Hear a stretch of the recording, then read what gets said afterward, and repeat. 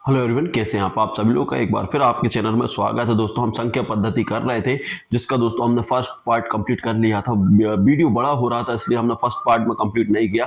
अब हम इसको सेकंड पार्ट में कंप्लीट करेंगे। तो दोस्तों हमने उस वीडियो में जो हमारा इससे पहले वाला फर्स्ट है, उसको हमने दोस्तों कहाँ तक एलसीएम एचसीएफ तक हम कंप्लीट कर चुके हैं। मतलब एलसीएम एचसीएफ हमें बताना मतलब विभाज्यता कंप्लीट कर चुके हैं। तो अब हम एलसीएम एचसीएफ की बात करते हैं। देखिए एचसीएफ क्या होता है? दो या दो से अधिक संख्याओं का बड़ा समान भाजक है ना, बड़ा समान। इसकी परिभाषा हम आप लोगों की दिक्कत हो रही है तो देखिए एचसीएफ और एलसीएम की मैं लिखवा दे रहा हूँ। एचसीएफ और एलसीएम है ना, इनकी परिभाषा क्या होती है? एचसीएफ वह बड़ी से बड़ी संख्या है ना, वह बड़ी से बड़ी संख्या है ना। आप लोग चाहो तो आप लोग नोट कर सकते हो, वह बड़ी से बड़ी संख्या जिसका सभी संख्याओं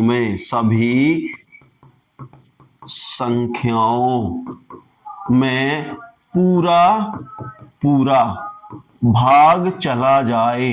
भाग क्या हो जाए? पूरा पूरा भाग चला जाए एचसीएफ कहलाता है। ठीक है ना। इसका उल्टा क्या रहता है? एलसीएम रहता है। वह इसमें देखिए यह है, इसमें वह छोटी से छोटी संख्या क्या है देखिए दोस्तों, छोटी से छोटी संख्या है ना। वह छोटी से छोटी संख्या जिसमें सभी संख्याओं का भाग चला जाए है ना, जिसमें सभी संख्याओं का भाग चला जाए है ना, जिसमें सभी संख्याओं का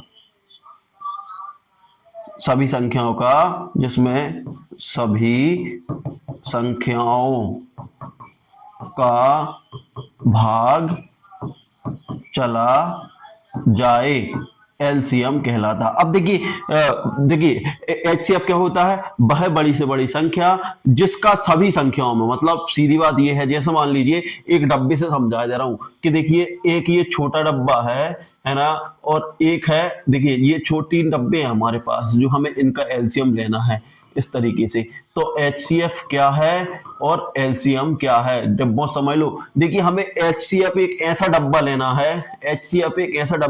है जो इन तीनों डब्बों में बैठ जाए, मतलब जिसका भाग इन तीनों डब्बों में चला जाए, मतलब ये तीनों डब्बों के अंदर घुस के बैठ सके। तो हम इसमें देख सकते हैं, जैसे मान लो ये डब्बा है, एक उदाहरण के लिए, तो ये डब्बा इसमें भी जा सकता है, इसमें भी जा सकता है, इसमें भी जा सकता है।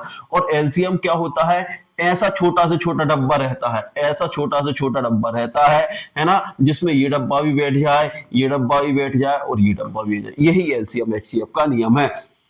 अब ये चीज आप लोगों को समझ में आ गई होगी। इसके बाद हम चलते हैं एलसीएम एचसीएफ को निकालते कैसे हैं। देखिए एलसीएम एचसीएफ, अब ये तो हो गई परिभाषा। अब इसके बाद हम बात करने वाले हैं कि एलसीएम एचसीएफ निकलेगा कैसे दोस्तों। एलसीएम एचसीएफ कैसे निकलेगा, ये इस पे हम विस्तार से चर्चा करने वाले हैं। ठीक है ना। तो एलसीएम एचसीएफ कैसे निकालेंगे? जैसे मान लीजिए ये दिया है 12 और 18। अब 12 और 18 को, तो सबसे पहला इसका नियम होता है हमें इसको तोड़ना पड़ेगा। क्या करना पड़ेगा दोस्तों? तोड़ना पड़ेगा। हम 12 को तोड़ लेंगे और एक जगह 18 को तोड़ लेंगे। ठीक है ना। 12 किससे टूटेगा? सबसे छोटी संख्या दो से तोड़ेंगे, 2 × 12, फिर 2 × 3 = 6 और उससे 3 एकम 3, ये टूट गया। 18 की बात करें तो 18 2 से टूटेगा, 2 × 9 = 18, फिर 2 से नहीं जाएगा दोस्तों, 3 से तोड़ेंगे, 3 × 3 = 9 और 3 से 3 एकम 3। अब देखिए एलसीएम एचसीएफ कैसे निकालेंगे। देखिए मैं 12 को यहाँ लिख दूंगा और 18 को यहाँ लिख दूंगा। अब देखिए 12 का गुणनखंड क्या है दोस्तों?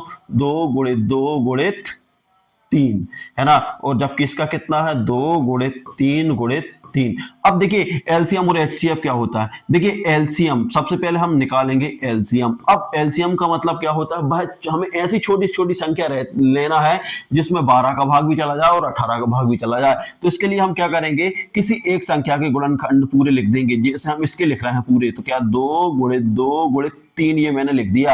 अब देखिए, अब इस वाली संख्या के इसके पूरे लिख दिए तो इस वाली संख्या का तो भाग इसमें चला जाएगा। देखिए ये वाली संख्या इससे कट जाएगी, ये वाली इससे कट जाएगी, ये वाली संख्या इससे कट जाएगी। अब नीचे आते हैं तो देखिए ये वाला 2 किससे कट जाएगा, इस 2 से कट जाएगा, है ना, इस वाला 2 से कट जाएगा, ये वाला 3 इस 3 से कट जाएगा।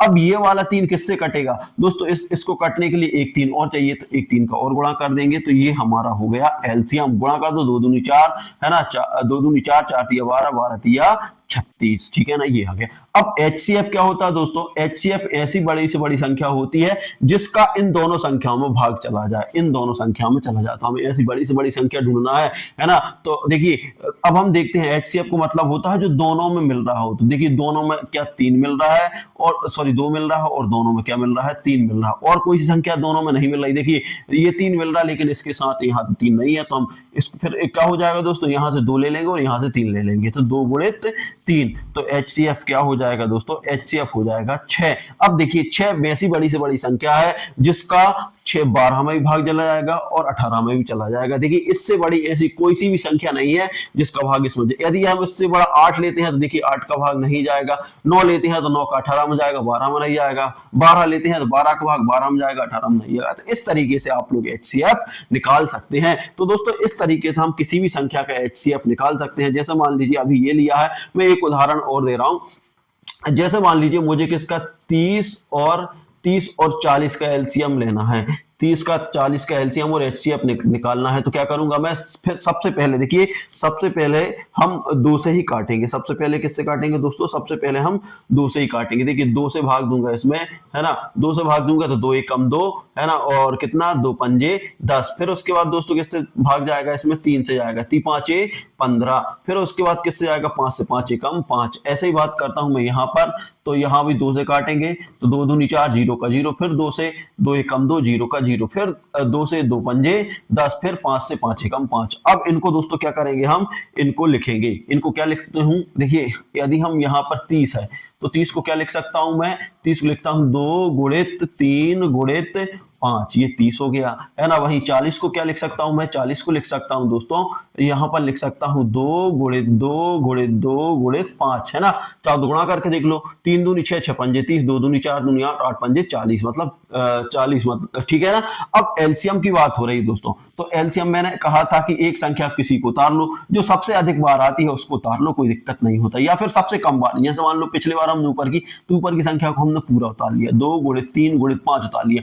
अब देखिए इस 2 का भाग इस 2 से चला जाएगा, इस 3 का भाग इस 3 से चला जाएगा, इस 5 का भाग इस 5 से चला जाएगा, मतलब ये 30 का भाग इसमें चला जाएगा, है ना। अब बात आती है 40 पर, तो देखिए 40 का भाग देने के लिए इस वाले 2 का भाग इस 2 से जाना चाहिए, तो ये 2 से चला जाएगा, है ना। लेकिन दोस्तों अब ध्यान रखिए, देखिए इस वाले 2 का भाग हमें इस यहाँ देना है, तो यहाँ कोई दिख रही है संख्या, नहीं दिख रही, तो फिर उसका गुणा किया जाता है, तो ये 2 का गुणा हो गया, तो अब इससे इसका भाग चला जाएगा। ऐसे ही बात करूं इस वाले 2 का गुणा, तो इस 2 का भाग देना हमें, तो ये वाली संख्या में देखिए इसमें 1 2 3 2 है, 1 2 2 तो आ गए, लेकिन तीसरा 2 भी हमें लेना पड़ेगा, तब ये वाली संख्या कटेगी, इस वाली इससे कट गई। अब देखो इस वाले 5 का भाग इस वाले 5 से चला जाएगा। अब इस तरीके से हमारा एलसीएम कंप्लीट हो गया। अब एलसीएम निकालना है तो गुणा कर लेंगे, 3 दूनी 6, 6 पंजे 30, है ना, 30 दूनी 60, 60 दूनी 120, तो एलसीएम हमारा क्या आ गया 120। 120 वह संख्या है जिसमें देखिए 40 से भी भाग चला जाएगा और 20 से भी भाग चला जाएगा, ठीक है ना।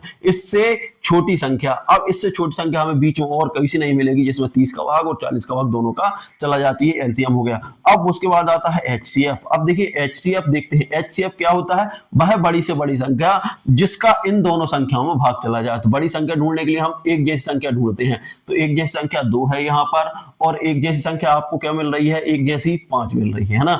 तो इसका आंसर क्या हो जाएगा, 2 गुणित 5 हो जाएगा। तो HCF दोस्तों क्या हो जाएगा, HCF 5 दूनी 10 आ जाएगा। देखिए 10 एक ऐसी संख्या है जिसका भाग 30 में भी चला जाएगा, बड़ी से बड़ी संख्या बात कर रहा हूं, और 40 में भी चला जाएगा। 10 से यदि आप बड़ी संख्या लेते हैं, जैसे 12 15 लेते हैं, तो 15 दूनी 30 यहाँ तो जाएगा लेकिन यहाँ नहीं जाएगा, तो HCF क्या हो गया दोस्तों, यहाँ पर 10 हो गया, जबकि एलसीएम कितना हो गया, 20 हो गया। तो इस तरीके से आप किसी भी संख्या का एलसीएम HCF निकाल सकते हो। तो आप लोगों को ये शायद कॉन्सेप्ट क्लियर हो गया होगा यदि नहीं हुआ होगा तो आप लोग कमेंट बॉक्स में लिखें, मैं इस पर और भी विस्तार से चर्चा करेंगे। क्योंकि देखिए दोस्तों, एक ही टॉपिक बहुत बड़ा है, यदि हम एक टॉपिक के पीछे बैठेंगे तो लगभग हमें आधा घंटा लगेगा, और ऐसे वीडियो बनाएंगे तो दोस्तों हर टॉपिक पे आधा घंटा के हिसाब से वीडियो बनाएंगे तो लगभग एक वीडियो ही कम से कम 5 से 6 घंटे का रहेगा, है ना।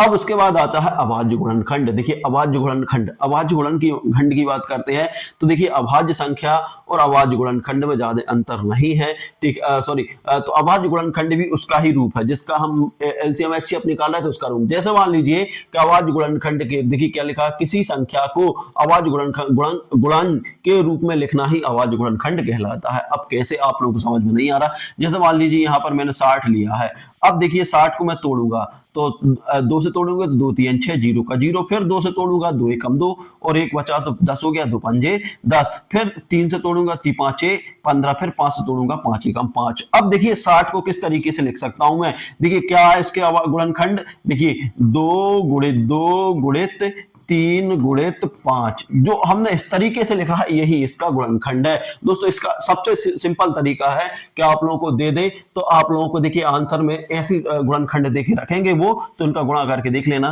तो जो आ रहा है वो आंसर हो जाएगा। देखिए 2 दूनी 4, है ना, 4 तिया 12, 12 पंजे 60। इस तरीके से आप लोग कर सकते हो। इसका देखिए एक नियम और है, इसको और आगे बढ़ा सकते हो। वो लोग या तो आपसे ऐसे पूछ सकते हैं या फिर पूछ लेंगे, देखिए 2 कितनी बार यहाँ पर आया, 2 बार, तो 2 की घात कितनी हो जाएगी, 2 हो जाएगी, गुणे 3 कितनी बार आया है, 1 बार, तो 1 लग जाएगा, 5 कितनी बार आया है, 1 बार, ये इसका आंसर हो जाएगा। इस तरीके से आप लोग सॉल्व कर सकते हैं। एक उदाहरण और मैं ले रहा हूं आप लोगों के लिए, एक उदाहरण और।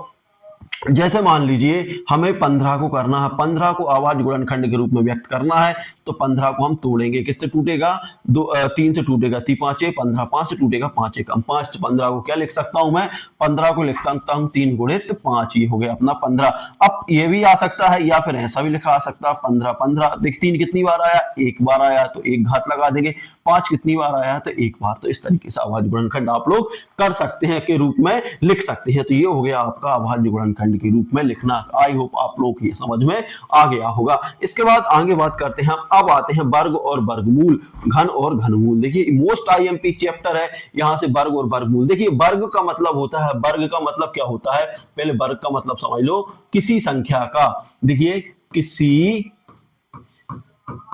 संख्या का दो बार गुणा। देखिए किसी संख्या का 2 बार गुणा वर्ग होता है। घन क्या होता है, घन होता है किसी संख्या, देखिए किसी संख्या का 3 बार गुणा, कितने बार दोस्तों, 3 बार गुणा, ठीक है ना। अब किसी संख्या का हम 2 बार गुणा करते हैं तो वो वर्ग निकल जाता है, और किसी संख्या का 3 बार गुणा करते हैं तो 2 निकल जाता है। जैसे हम वर्ग की बात करें दोस्तों, वर्ग की बात करता हूं तो मैं 2 का वर्ग निकालता हूं तो 2 का हमें कितने बार गुणा करना पड़ेगा, 2 बार, इस पे घात लगा देंगे 2, तो ये वर्ग निकल आएगा। तो 2 गुणित 2, 2 का वर्ग कितना, 4 हो गया। वैसे इसका उल्टे की बात करूं तो 2 को 4 का वर्गमूल क्या हो जाएगा, देखिए वर्गमूल 4 का उल्टा हो जाएगा ये वाली संख्या, 4 का वर्गमूल कितना हो जाएगा दोस्तों, 2 हो जाएगा, ठीक है ना, याद रख लेना, है ना। उसके ऐसे ही मैं 6 का वर्गमूल निकालूं तो 6 का कितना बार गुणा, 6 का करेंगे हम 2 बार गुणा, तो 6 गुणित 6, है ना, तो कितना हो गया 36, 36 का वर्गमूल क्या हो जाएगा, 6 हो जाएगा।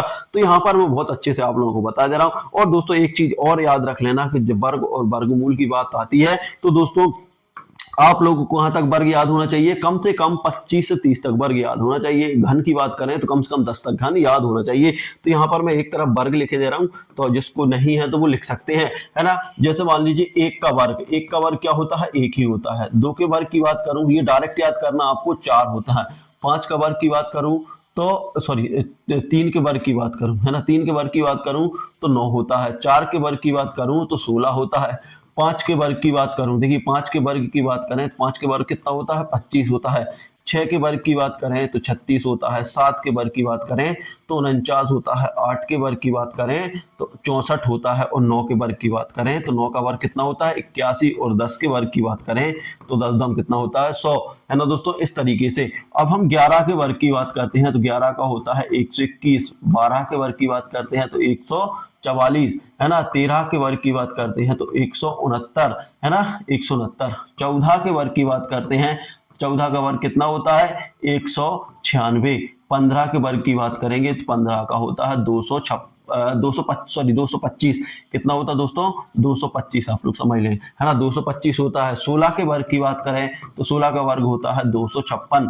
17 की बात करें, देखिए 17 का वर्ग होता है 289, है ना। 18 के वर्ग की बात करें तो 18 का वर्ग होता है 324, और 19 के वर्ग की बात करें तो 19 का वर्ग कितना होता है,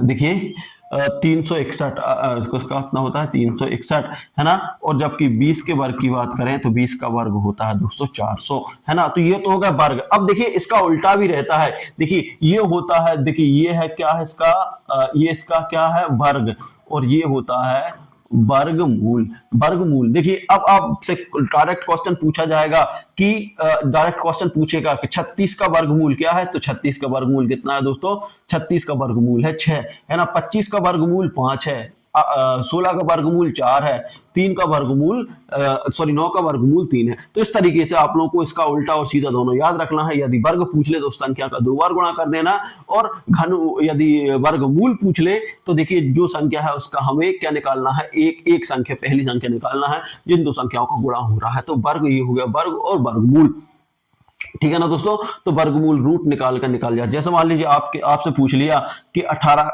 किसका 25 का वर्गमूल क्या है, तो क्या करेंगे, हमें दो के जोड़े में तोड़ना पड़ा है, तो 25 को तोड़ेंगे हम। 25 किससे टूटता है, 5 से टूटता है, 5 25, 5 एकम 5, तो 5 गुणित 5 हो जाता है ना, जिसका जोड़ा बन रहा है वो बाहर निकल जाता है, तो 25 का वर्गमूल 5 होता है। तो आप इस तरीके से बड़े इजीली तरीके से आप लोग इसको निकाल सकते हो। ऐसा ही कॉन्सेप्ट है घन और घनमूल का, है ना दोस्तों। ऐसा ही कॉन्सेप्ट किसका है, घन और घनमूल का। घन का देखिए, एक का घन की बात करें तो एक का घन क्या होता है, एक का घन मतलब 3 घात, कितना रहेगा 1 रहेगा। 2 के घन की बात करेंगे दोस्तों तो 2 का घन कितना रहेगा, 2 दूनी 4 दूनी 8 रहेगा, है ना। और 3 के घन की बात करें तो 3 त्रिका 9 तिया 27 रहेगा। और 4 के घन की बात करें तो 4 चौके 16 चौके 64 रहेगा। 5 के घन की बात करें तो 125 रहेगा। 6 के घन के की बात करें तो कितना रहेगा, देखिए 6 के घन की बात करें तो 36 का जब हम 6 में गुणा करेंगे तो लगभग 216 के लगभग रहेगा, ठीक है ना। 7 के घन की बात करेंगे तो 7 के घन की बात हो रही, वर्ग की बात नहीं हो रही, है ना। तो 329 ऐसे करके आप घन भी याद कर सकते हैं। तो 2 से लेके 10 तक आपको घन निकालेंगे। देखिए ये इनके घन है और ये घनमूल है। अब क्वेश्चन पूछ लाएगा 27 का घनमूल 27 का घनमूल होगा, तो 27 का घनमूल कैसे निकालेंगे, देखिए 27 को तोड़ना पड़ेगा, या तो याद हो तो डायरेक्ट लिख सकते हैं कि 3 का घनमूल 27 है। 27 का घनमूल कितना है, 3 है, 3 त्रिका 9 तिया 27, है ना। या फिर आपको नहीं आता, तोड़ के 3 नाम 27, फिर 3 त्रिका 9, फिर 3 एकम 3, इनको एक रूट में लेंगे तो 3 गुणित 3 गुणित 3। अब जोड़ा 3 का बन रहा है, हमें घन में 3 का जोड़ा बनाना पड़ता है, तो एक की 3 संख्या निकल आएगी। तो इसका 27 का घनमूल क्या निकल आएगा दोस्तों, 27 का घनमूल 3 निकल आएगा। तो इस तरीके से आप लोग बड़े इजीली तरीके से इसको सॉल्व कर सकते हैं, है ना। बाकी हम लोग जब प्रैक्टिस सेट लगाएंगे तो वहां भी और आपके क्वेश्चन क्लियर करने की कोशिश की जाएगी, ठीक है ना। उसके बाद आता है दशमलव संख्या। देखिए दशमलव संख्या से आप क्या समझते हैं, देखिए एक दशमलव संख्या, एक होता है परिमेय दशमलव, एक होता है अपरिमेय दशमलव। तो 2 संख्या रहती हैं समाप्त होती, देखिए परिमेय दशमलव संख्या समाप्त होती हैं या आवर्ती होती है। देखिए जो परिमेय दशमलव संख्याएं या तो पूरी समाप्त हो जाती है मतलब खत्म हो जाती है, या फिर पॉइंट के बाद उस संख्या की बार बार रिपीट होता है, एक निश्चित क्रम में बार बार रिपीट होता है, तो वो संख्या भी परिमेय संख्या कहलाती है। परिमेय दशमलव संख्याएं परिमेय आवर्ती संख्या कहलाती है, या तो परिमेय दशमलव या आवर्ती संख्या कहलाती है। जबकि अपरिमेय संख्याएं ना तो समाप्त होती है ना ही उनकी आवर्ती। आवर्ती से मतलब है कि एक निश्चित सीक्वेंस में, जैसे मान लीजिए दशमलव के बाद दशमलव 1 2 3 आ गया, फिर 1 2 3 आ गया, फिर 1 2 3 आ गया। जब ऐसी कंडीशन बन जाती है तो पॉइंट 1 2 3 जितनी अंक रिपीट हो रहे हैं, देखिए ये अंक रिपीट हो रहा है तो उन पे बार लगा दिया जाता है। इसका मतलब होता है कि ये संख्या बार बार आ रही है। इसका मतलब क्या होता है दोस्तों, ये संख्या बार बार आ रही है, ठीक है ना। जैसे देखिए मान लो यहाँ पर लिखा है, एग्जाम्पल भी दिया है कि 0.5 है ना, दशमलव के बाद इस ये समाप्त हो गया तो ये भी परिमेय संख्या है। अब आया है 0.3333। अब देखिए ये आगे बढ़ता जा रहा है डैश डैश, तो इसका आंसर क्या हो जाएगा 0.3 पर हम बार लगा देंगे तो या तो ये आ सकता है, ये यदि ये पूछ ले कि कौन सी संख्या है तो ये परिमेय संख्या है ना। भाई हम बात करते हैं अपरिमेय संख्या। तो देखिए ये मान, देखिए ये मान, इसको देखिए जरा, एक के बाद 4 आया है, 1 आया है, 4 आया, 2, 1, 3, 5। देखिए एक निश्चित ना तो क्रम में ये आवृत्ति हो रही है और ना ही ये समाप्त हो रहा है डेड डैश। तो ये कैसी संख्या है दोस्तों, ये अपरिमेय संख्या है, अपरिमेय संख्या है। तो आप लोग ध्यान रख लें कि परिमेय और अपरिमेय संख्या आप लोग समझ लें कि यदि मान लीजिए दशमलव के बाद, यदि दशमलव के बाद कोई संख्या समाप्त हो जाती है तो वह संख्या भी परिमेय संख्या होती है या नहीं। और यदि मान लीजिए दशमलव के बाद किसी संख्या की आवृत्ति हो रही है और डेड डैश ऐसा बढ़ता जा रहा है, मतलब आवृत्ति निश्चित क्रम में हो रही है, तो वो संख्या भी परिमेय संख्या कहलाती है। अब वो कुछ भी हो सकता है, जैसे 2, 5, 2, 5, 2, 5 और 2, 5 डेड डैश ऐसा ही बढ़ रहा है, मतलब 2, 5 एक निश्चित क्रम में आ रहा है, पहले 2 फिर 5, तो ये संख्या भी परिमेय संख्या है। ठीक है ना। अपरिमेय संख्या समझ ही गए होंगे कि दशमलव के बाद यदि संख्या आवर्ती हो रही, मतलब बार बार आ रही है लेकिन एक निश्चित क्रम में नहीं आ रही, 4 के बाद 1 आ गया, 2 आ गया, 5 आ गया, फिर 3 आ गया, 5 आ गया, 4 आ गया, ऐसा आ रहा है, निश्चित क्रम में नहीं आ रहा, तो वो कैसी संख्या होती है, अपरिमेय संख्या रहती है। और दोस्तों जितनी भी करणीय वाली संख्याएं रहती है वो सारी संख्या कैसी रहती हैं, अपरिमेय संख्याएं रहती हैं। तो ये चीज भी आपकी क्लियर हो गई होगी। अब आते हैं हम घात और घातांक। देखिए घात और घातांक है ना, तो घात का मतलब क्या होता है दोस्तों, हम घात की बात करें तो घात का मतलब होता है, देखिए एक संख्या होती है, जैसे मान लो ये संख्या है 2 और इस पे लिखा है मान लो 3, है ना, तो इसका मतलब क्या है, ये जो बड़ी संख्या है इसको बोलते हैं दोस्तों आधार, ये बोलते हैं क्या, आधार। और ये छोटी संख्या इसके ऊपर लिखी है इसको बोलते हैं घात, है ना। किसी संख्या के ऊपर एक छोटी सी संख्या जुड़ी रहती है उसको बोलते हैं घात, है ना। तो आधार और घात। अब घात का मतलब क्या होता है, घात का मतलब होता है दोस्तों कि उस आधार वाली संख्या को उतने बार लिखना पड़ता है। जैसे मान लो 4 लिखा, 4 पे घात 2 लिखा, तो इसका मतलब है कि 4 कितनी बार है, 2 बार है, 4 का गुणा 4 में हुआ है। लेकिन देखिए एक घात इसकी, एक घात इसकी, लेकिन इसको हम क्या लिख देते हैं कि 4 पे घात 2 लिख देते हैं, इसका मतलब है कि 4 2 बार आया है। अब इसका देखिए नियम क्लियर करना है। अब नियम कैसे क्लियर करना है, ये चीज आप लोगों को समझ में नहीं आ रही होगी, ये चीज मिसप्रिंट है, जो टाइपिंग मिसप्रिंट है ना दोस्तों, जब लैंग्वेज बदली तो ये चीजें आ गई। अब देखिए अब क्या होता है कि घातों में क्या होता है, अब अच्छे से समझ लेना। घात में 2 नियम आप लोग याद रख लेना, जोड़ और गुणा, सॉरी गुणा और भाग, है ना, गुणा और भाग। देखिए गुणा में क्या हो जाता है, गुणा और एक जगह लिख देंगे हम भाग, ठीक है ना, एक जगह भाग लिख देंगे, एक जगह भाग। देखिए गुणा में घातें जुड़ती हैं, गुणा में घातें क्या हो जाती हैं, गुणा में घातें क्या हो जाती हैं, जुड़ जाती हैं, क्या हो जाती हैं, जुड़ जाती हैं। कब, जब आधार क्या हो दोस्तों, जब आधार समान हो, समान मतलब एक जैसा हो, है ना। जबकि भाग में घातें क्या हो जाती हैं, भाग में घातें घट जाती हैं, है ना, जाती हैं, भाग में घातें घट जाती हैं। कब, जब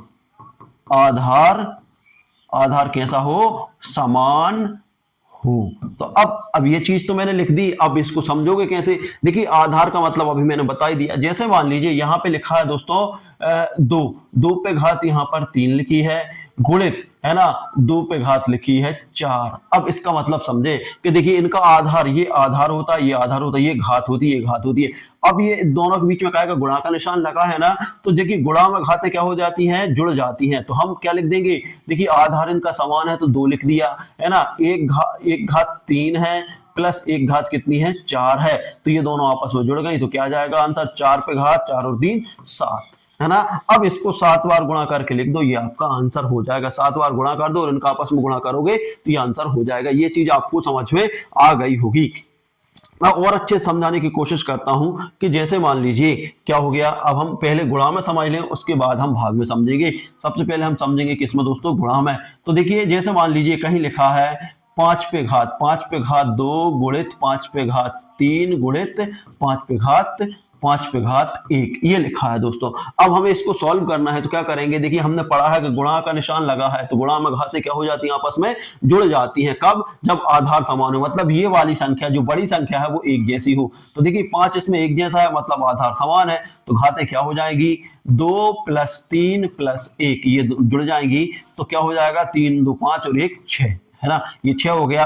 अब 5 को हम कितने बार लिख सकते हैं, 5 × 5 सॉरी 5 × 5 × 5 × 5 ये हो गया। तो हम 6 बार लिख सकते हैं। अब इनका आपस में गुणा कर दो, जो भी आएगा वो आपका आंसर आएगा, ठीक है ना। तो ये चीज है, ठीक है। अब ये चीज आपको क्लियर हो गई होगी। एक नियम से और समझा जा रहा है, जैसे मान लीजिए कहीं लिखा है 3 पे घात 2 लिखा है, गुणित 3 पे घात लिखा 4 लिखा है, 3 पे घात 5 लिखा है ना। तो क्या होगा दोस्तों, देखिए आधार समान है, आधार समान है तो आधार हमारा 3 है, और अब आधार समान है और बीच में क्या का निशान लगा दोस्तों, गुणा का निशान लगा। तो गुणा में घातें क्या हो जाती हैं, जुड़ जाती हैं। तो 2 + 4 + 5 अब क्या हो जाएगा दोस्तों, अब हम बात करें तो 3 पे 4 और 2 6 6 और 5 कितना हो गया, 11, 3 पे घात 11 हो जाएगी। अब हम आगे बढ़ाएंगे इसको, तो कितने बार लिखना पड़ेगा हमें, इसको लिखना पड़ेगा 11 बार लिखना पड़ेगा और उसका गुणा करना पड़ेगा। तो ये होती है घात, ठीक है ना। ये तो हो गया घातांक गुणा का नियम। अब उसके बाद आप लोगों को समझ में आ गया होगा, अब होता है भाग का नियम। अब हम भाग देखते हैं कि भाग में घातें का क्या होता है। जब आधार समान हो तो भाग में घातें क्या होती हैं। जैसे मान लीजिए अब यहां पर लिखा है, मान लो कि ये लिखा है 2 पे घात लिखी है 4 और बटे में लिखा है 2 पे घात 2। देखिए ये भाग का निशान है ना। अब देखिए 2 का भाग 2 में लग रहा है, लेकिन दो आधार कैसा है दोस्तों, समान है, इसका आधार और इसका आधार एक जैसा है ना। तो आधार और आधार एक जैसा है तो फिर क्या होगा दोस्तों कि देखिए आधार समान है तो आधार एक ही रहेगा, लेकिन घातें घट जाएगी, है ना। बड़ी संख्या में से छोटी संख्या घट जाएगी। 4 में से 2 घटा तो 2 पे घात कितनी बचेगी, 4 में से 2 घटा 2, 2 पे घात बची 2, है ना। तो इसको क्या लिख सकते हैं हम, 2 × 2, 2 दूनी 4, ये आंसर आ गया। इतनी बात आपको समझ में आ गई होगी, है ना। फिर एक बार और समझ लो आप, जैसे मान लीजिए यहाँ पर लिखा है 3 पे घात लगी है 5 और का भाग देना हमें 3 पे घात 2 का भाग देना है इसमें, है ना। तो कैसे देंगे, तो क्या हो जाएगा, इसमें देखिए आधार समान है ना, तो घातें क्या हो जाएंगी, घट जाएंगी, है ना। तो आधार हमारा 3 आ गया। अब 5 में से माइनस होगा 2, है ना। तो कितना हो जाएगा, 3 पे घात कितनी आ जाएगी, 3 पे घात कितनी आ जाएगी 3। अब हम क्या लिख सकते हैं, 3 × 3, 3 × 9 तो 27, ये आपका आंसर हो गया। तो इस तरीके से भाग में घातें क्या घट जाए। देखिए सिर्फ दोनों ही आपकी कैलकुलेशन है, दोनों ही आपके वो हैं, है ना, 2 ही फार्मूले हैं घातांक के। तो ये यदि आप लोगों ने समझ लिए तो ये आपका लगभग कंप्लीट हो जाएगा चैप्टर। और अब एक चीज और आ जाती है इसमें, एक चीज और देख ले। अब देखिए आधार समान नहीं है और अलग अलग संख्या है। अब देखिए क्या हो जाता है कि यदि मान लो ऐसा भी हो जाता है, देखिए एक चीज और यहाँ पर कॉन्सेप्ट समझ लें कि जैसे मान लीजिए यहाँ लिखा 3 पे घात 2 गुणित, है ना, 2 पे घात 2। यदि ऐसी कंडीशन बन जाती है, देखिए ऐसी कंडीशन बन जाती है कि घात समान हो लेकिन आधार अलग अलग हो, तो फिर क्या होता है कि घातें कॉमन आ जाती हैं। तो क्या हो जाता है, 3 × 2 हो जाएगा और घात सबकी आ जाएगी 2। तो कितना हो जाएगा, 3 दूनी 6, 6 पे घात कितनी हो जाएगी 2, तो 6 × 6 हो जाएगा। तो 6 क्या हो जाएगा, 36 हो जाएगा, ठीक है ना। यदि हम चाहो तो ऐसे भी सॉल्व कर सकते हैं। ऐसे सॉल्व करेंगे तो देखिए 3 × 3 कर सकते हैं, गुणित 2 × 2 कर सकते हैं, तो भी आंसर 9 नाम देखिए ठीक है। 3 × 3 = 9, 9 दूनी 18, 18 दूनी 36, बात वही की वही है। यदि आपको सरल करके इस तरीके से कुछ पूछ लें तो आपको आंसर दे देना है, ठीक है ना। तो ये आप लोगों को नियम याद रखने हैं, ठीक है ना। तो क्योंकि गुणा में घातें क्या हो जाती हैं, गुणा में घातें जुड़ जाती, आधार समान हो तो गुणा में घातें जुड़ जाती हैं, और आधार असमान, जैसे मान लीजिए भाग में आधार समान है तो भाग में घातें क्या हो जाती हैं, घट जाती हैं। आप लोगों से डायरेक्टली पूछ सकता है कि घातांक का नियम है ना, आधार समान है तो गुणा में घातें जुड़ जाती हैं, आधार समान है तो गुणा में घातें घटती हैं, आधार समान है तो गुणा में घातें कुछ नहीं होता, है ना, अपरिवर्तित रहती हैं, परिवर्तित हो जाती हैं। तो आधार समान है तो गुणा में घातें क्या हो जाती हैं, जुड़ जाती हैं, और आधार अलग अलग है, सॉरी, और ठीक है ना, और आधार समान है तो भाग में घातें घट जाती हैं। तो ये सारी चीज आपको क्लियर हो गई होगी। अब उसके बाद आते हैं वास्तविक संख्या। देखिए वास्तविक संख्या क्या होती हैं, परिमेय संख्या और अपरिमेय संख्या, है ना, दशमलव पर निरूपण संख्या रेखा पर स्थान, ठीक है ना। अब देखिए वास्तविक संख्या क्या होती हैं, वास्तविक संख्या होती है जो परिमेय संख्या और अपरिमेय संख्या होती हैं, वो सभी संख्याएं वास्तविक संख्याएं कहलाती हैं। अब वास्तविक संख्या के यदि आप लोगों से स्ट्रक्चर पूछ लें तो कैसे बनाओगे? देखिए ये है वास्तविक संख्या, एक संख्या रेखा पर दर्शा के बता दे रहा हूं मैं।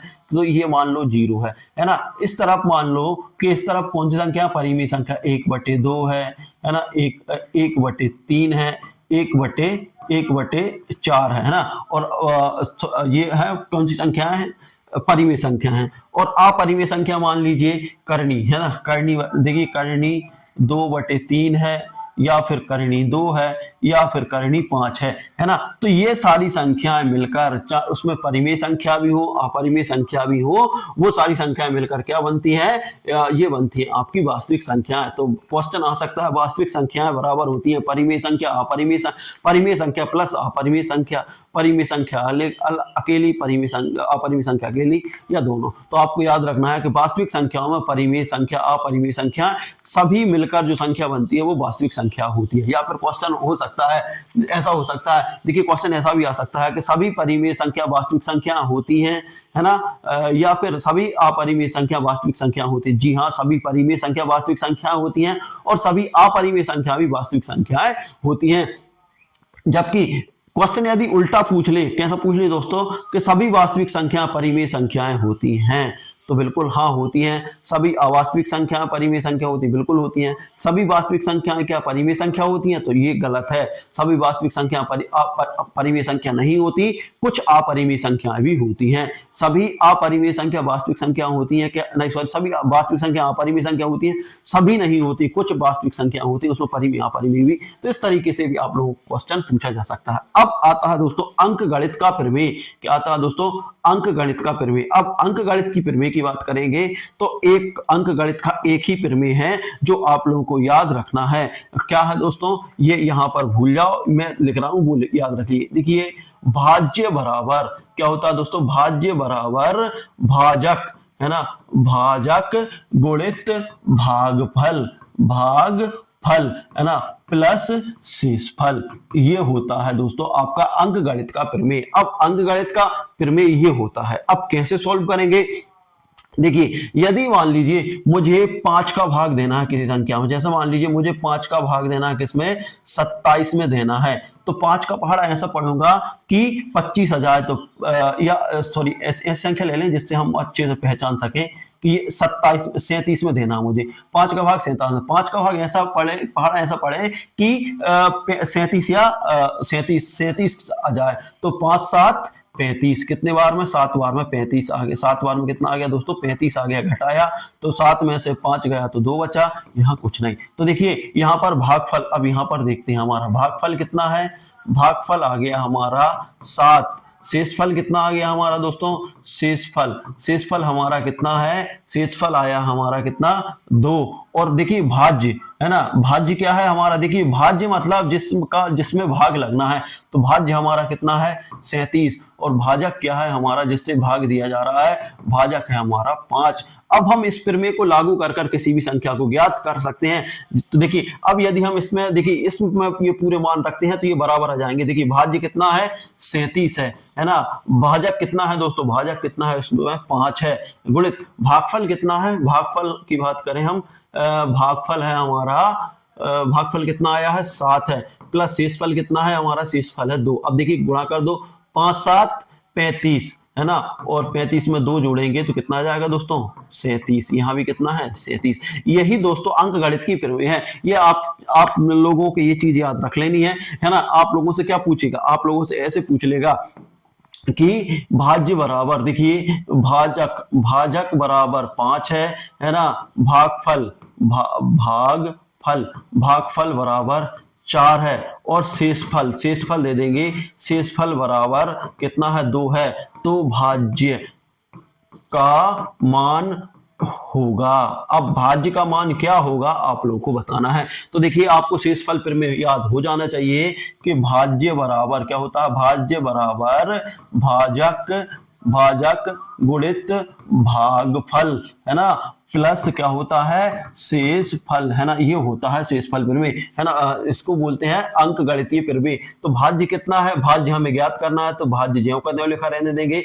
भाजक कितना है दोस्तों, इसमें हम देखते हैं भाजक हमारा है 5, भागफल कितना है 4 है, शेषफल कितना है दोस्तों 2 है, गुणा कर दो और जो कैलकुलेशन है वो कर दो, 5 चौके 20 प्लस 2 कितना है आंसर 22। ये हमारा भाज्य कितना आ गया 22। ऐसे करके आप लोगों से क्वेश्चन पूछ लेगा तो ये आपकी अंक गणित की प्रमेय हो गई। ये आप लोगों को समझ में आ गई होगी, यदि नहीं आई तो आप लोग बिल्कुल कंप्लीट कर लें। यहां से देखिए इसमें भी यही बताया है कि a बराबर बी क्यू प्लस आर, जहां देखिए a क्या है हमारा भाज्य है ना, ये हमारा क्या दोस्तों b भाजक है, q भागफल है और r शेषफल है।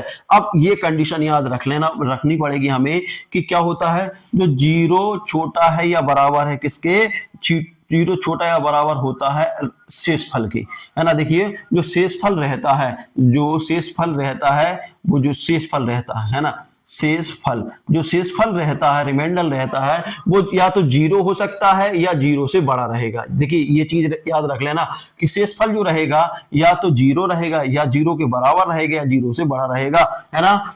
और उसके बाद जो रहता है हमारा भाजक जो रहता है, सॉरी जो भाजक रहता है, जो भाजक रहता है वो शेषफल से बड़ा रहता है ना, याद रख लेना। ये है शेषफल प्रमेय। ये कंडीशन आप लोग याद रख लें या फिर ऐसे याद रख लें। यदि हम शेषफल प्रमेय किसमें याद रखना है दोस्तों, यदि हम शेषफल प्रमेय याद रखना है किसमें, a बराबर, देखिए आप लोगों को जिस तरीके से ये दिया है, ये कथन आ जाता है a बराबर बी क्यू प्लस आर, है ना। ये है जिसमें देखिए ये क्या है दोस्तों, यहाँ पर अपना भाज्य है, ये अपना क्या है भाजक है, ये अपना क्या है भागफल है ना, ये क्या है अपना शेषफल है, ठीक है ना। भाज्य बराबर भाजक गुणित भागफल प्लस शेषफल। अब देखिए तो इसमें कंडीशन क्या बनती है, जो शेषफल रहता है, जो शेषफल रहता है मतलब आर जो रहता है वो जीरो के या तो बराबर रहेगा या फिर जीरो से बड़ा रहेगा, है ना। तो ये अपन ने आर लिख दिया। और जो आर रहता है, जो शेषफल रहता है, वो जो हमारा भाजक रहता है, जो भाजक रहता है उससे छोटा रहता है, मतलब भाजक हमारा क्या है बी है।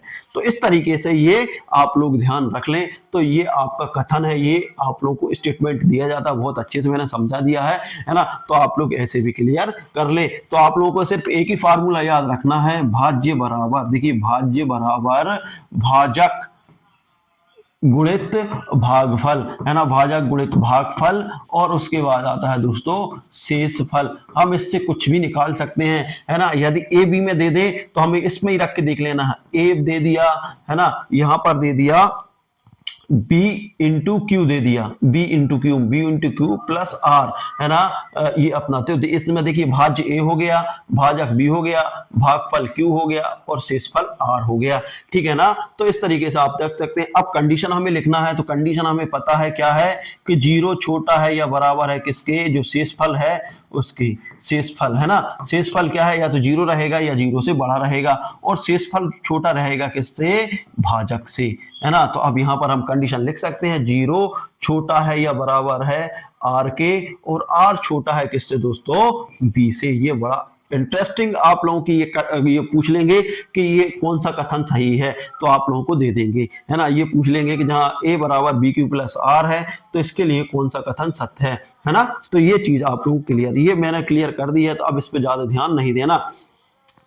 अब उसके बाद आता है हमारा बीजीय व्यंजक। अब बीजीय व्यंजक क्या होता है, देखिए बीजीय व्यंजक में दो चीजें रहते हैं, एक तो रहता है चर और एक रहता है अचर, है ना। बीजीय व्यंजक में आप लोग एक चीज याद रख लें, एक रहता है चर, है ना। चर और अचर की क्लियर कर दूं मैं, एक रहता है चर जिसे वेरिएबल बोलते हैं, एक होता है अचर, है ना, अचर, ठीक है ना। अचर और अचर क्लियर कर लीजिए। देखिए दुनिया में जितने भी अंक हैं 1 2 3 4 5 6 7 8 9 10, है ना, जिनका मान कभी नहीं बदलता वो क्या होते हैं, अचर। अचर क्या है, जैसे 1 है, 2 है, 3 है, 4 है, 5 है, डैश अनंत है ना, जिनका मान स्वयं रहता है। जैसे मान लीजिए हम यहाँ इसको 2 पढ़ते हैं, भोपाल में पढ़ेंगे तो भी ये 2 रहेगा, दिल्ली में पढ़ेंगे तो भी इसको 2 ही बोलेंगे, है ना। कहीं भी पंजाब में पढ़ेंगे तो भी 2 रहेगा, राजस्थान में पढ़ेंगे तो भी 2 ही पढ़ेंगे इसको, है ना। तो इसका मान बदलता नहीं है, मतलब अचर है। अचर मतलब, अचर का मतलब रहता है जो चलता फिरता नहीं है। जबकि चर, चर क्या होता है, चर x y z u v w, है ना। अब यदि आप किसी से पूछोगे कि x का मान क्या है भैया, तो वो बताएगा कि कंडीशन के ऊपर डिपेंड करता है। x का मान यदि हम किसी से भोपाल में पूछेंगे तो वो कहेगा कि इसका कंडीशन जो समीकरण रहेगा उसके हिसाब से इसका मान रहेगा, है ना। तो x y वाई जेड के यू भी के मान बदलते रहते हैं। हम गणित की भाषा में बात करें तो ये होते हैं चर होते हैं और बाकी सब अचर होते हैं, ठीक है ना। तो ये चीज आप लोगों को क्लियर हो गई होगी, नहीं हुई तो आप लिख लें। अब बीजीय व्यंजक में ऐसी गणना जिसमें संख्याएं, देखिए जो संख्याएं होती हैं, संख्याएं चर मतलब वेरिएबल और गणितीय संक्रिया जैसे एक्स प्लस माइनस गुणा भाग शामिल हो, है ना, वो क्या कहते हैं, बीजीय व्यंजक कहते हैं। क्या कहलाते हैं, बीजीय व्यंजक। मतलब चरों के साथ हमें गुणा भाग करना है, जोड़ घटाना गुणा भाग। अब जैसे मान लीजिए आपसे कहा जाए, अब इसमें आप लोगों को समझ में नहीं आ रहा होगा, जैसे मैं कहूं कि 3x प्लस 5, है ना, तो ये बीजीय व्यंजक हो गया। को हमें किससे जोड़ना है, मान लीजिए कि 2x प्लस, है ना, 2x प्लस 5 से जोड़ना है। यदि हम जोड़ते हैं तो क्या रहेगा, 5 5 10 हो गया, प्लस का प्लस, 3 और 2 5x। इस तरीके से ये है बीजीय व्यंजक है। घटाने की बात करेंगे तो ऐसे ही घटेगा। लेकिन एक चीज याद रख लेना कि जो यदि मान लीजिए किसी संख्या के साथ, यदि किसी संख्या के साथ x जुड़ा है ना, या किसी संख्या के साथ y जुड़ा है, तो वह x y के साथ ही घट सकती है। कैसे दोस्तों, जैसे मान लो यहाँ पे लिखा है 5x प्लस 7y, है ना, माइनस, है ना, यहाँ पे लिखा है 3x माइनस 4y। तो एक चीज याद रख लेना कि जो x वाले हैं वो x में से घटेंगे, जो y वाले हैं वो y में से घटेंगे। तो ये आप लोगों को ध्यान रखना। यदि हम इसको सॉल्व करते हैं तो क्या हो जाएगा, 5x प्लस 7y, है ना, इसका गुणा हो जाएगा तो माइनस का 3x माइनस माइनस प्लस का 4y। अब देखिए ये वाला x इससे घट जाएगा, है ना, तो इसको हम x वालों को एक तरफ ले आए, 5x माइनस 3x ले आएंगे, यहाँ पर 7y और प्लस के बाद है 4y। अब इसको सॉल्व करते हैं तो क्या आ जाएगा, 5 में से 3 घटा तो कितना बचेगा, 2x। यहाँ से घटाएंगे, देखिए यहाँ पे अब बीच में प्लस का निशान आ गया, 7 और 4 कितना हो गया, 11y। तो ये होते हैं बीजीय व्यंजक। अब बीजीय व्यंजक में जोड़ भी हो जाता है ना, भाग भी हो जाता है, जोड़ घटाना गुणा भाग सारी चीजें हो जाती हैं। तो ये आप लोगों को आना चाहिए, है ना। तो जोड़ भी हो जाएगा, घटाना भी हो जाएगा, गुणा भी हो जाएगा, भाग भी हो जाएगा। तो ये कॉन्सेप्ट आप लोगों को समझने के लिए टाइम लगेगा, है ना। जैसे मान लो ये दिया है, अब इनने दे दिया, जैसे मान लीजिए हमसे कोई पूछ ले 3x प्लस 23x, है ना, बराबर क्या होगा, देखिए ये भी x है, ये भी x, जुड़ जाएंगे तो क्या हो जाएगा दोस्तों, 26x हो जाएगा, ठीक है ना। ऐसे ही घटाने की बात करेंगे, यदि कोई हमसे कहे कि 72a माइनस 7a बराबर क्या होगा, 72। देखिए इसमें भी ये जुड़ा, इसमें भी ये जुड़ा, तो 72 में से 7 घटा दो तो कितना बचेगा, 65a। अब दोस्तों यहां से कंफ्यूज मत हो जाना, यदि कोई यहाँ पे लिख दे 72a माइनस 4b, तो अब आंसर पूछ ले, तो देखिए ये ए वाला है, ये बी वाला है, तो ये आपस में जुड़ेंगे घटेंगे बिल्कुल नहीं, क्योंकि ये अलग है, ये अलग है। तो इसका आंसर क्या रहेगा, 72a माइनस 4b ही इसका आंसर रहेगा। तो ये चीज आप लोगों को समझ में आ गई होगी, ठीक है ना। अब उसके बाद आते हैं हम बहुपद। दोस्तों क्या आते हैं, बहुपद की बात करने वाले हैं, बहुपद। तो देखिए बहुपद क्या होते हैं उसको हम यहाँ पर चर्चा करने वाले हैं। बहुपद एक या एक से अधिक पदों से मिलकर बना होता है जहां चर की घातें पूर्णांक होती हैं, ठीक है ना। अब जो बहुपद रहता है वो एक या एक से अधिक पदों से मिलकर बना होता है। जैसे मान लीजिए ये पद दिए, देखिए इसमें दिया है, जो ये गलत है इसको मत देखिए, ठीक है ना। यहाँ पर एक पद, तो मैंने लिख दिया यहाँ पे 4x, ये एक पद हो गया। द्विपद मतलब x प्लस 2x लिख दिया मैंने, ये दो पद हो गया, एक पद ये, एक पद दो, है ना।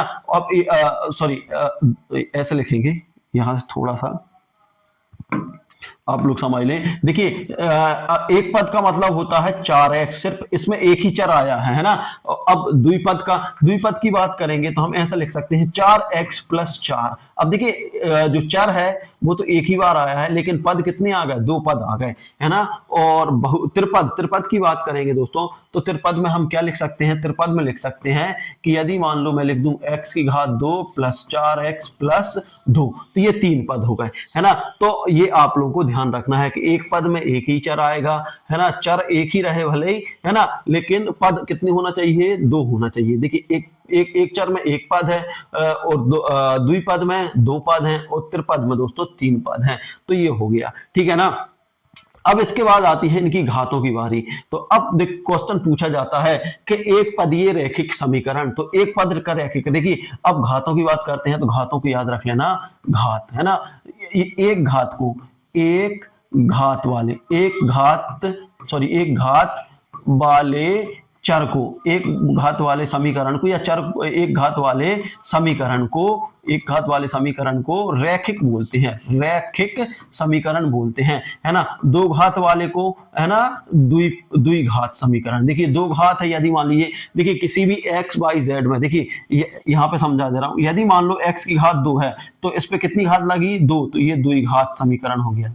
द्विघात, द्विघात है ना, एक पदीय समीकरण हो गया, द्विघात एक पदीय समीकरण हो गया। यदि x की घात मान लो 3 लिखा है तो ये क्या हो जाएगा, त्रिघात, त्रिघात एक पदीय रैखिक समीकरण हो गया। यदि यहाँ पे मान लो x की घात कुछ नहीं है तो क्या हो जाएगा, रैखिक, रैखिक, रैखिक एक पदीय समीकरण। आप लोग याद रख लें, यदि मान लो क्वेश्चन आ जाता है, यहाँ कहीं भी क्वेश्चन आ जाता है, क्वेश्चन कैसा आ जाता है दोस्तों, एक्स स्क्वायर प्लस 4, अब आपसे पूछ ले कि समीकरण होगा तो कैसा होगा, एक घातीय एक पदीय समीकरण, है ना, दो घातीय द्विपदीय समीकरण, दो घातीय एक पदीय समीकरण। तो ये आप लोगों को बताना है। तो इस पे घात कितनी है दोस्तों, दो घात है, तो द्विघात हो गया, कितने पद है, एक पद और दो पद, तो द्विघातीय दो पद समीकरण। और यदि ऐसा जाए ए एक्स प्लस 4 आ गया मान लो, तो ए एक्स प्लस 4, अब देखिए एक्स की घात कितनी है, एक है, कुछ नहीं है तो एक है रैखिक, तो क्या हो जाएगा, एक पदी दो पदीय रैखिक समीकरण। तो ये इस यहाँ से भी ऐसे भी क्वेश्चन आप लोगों को पूछे जा सकते हैं जो आप लोगों को शायद क्लियर हो चुके होंगे। तो इस तरीके से पूछे, एक पद, द्विपद, त्रिपद आप लोगों समझ गए होंगे, है ना। यदि मान लीजिए 3 पद है तो वो त्रिपद हो गया, एक पद है तो द्विपद हो गया, है ना, एक पद हो गया है, एक पदी हो गया, और दो पद है तो द्विपदी हो गया। अब बहुपद के शून्यक देखते हैं।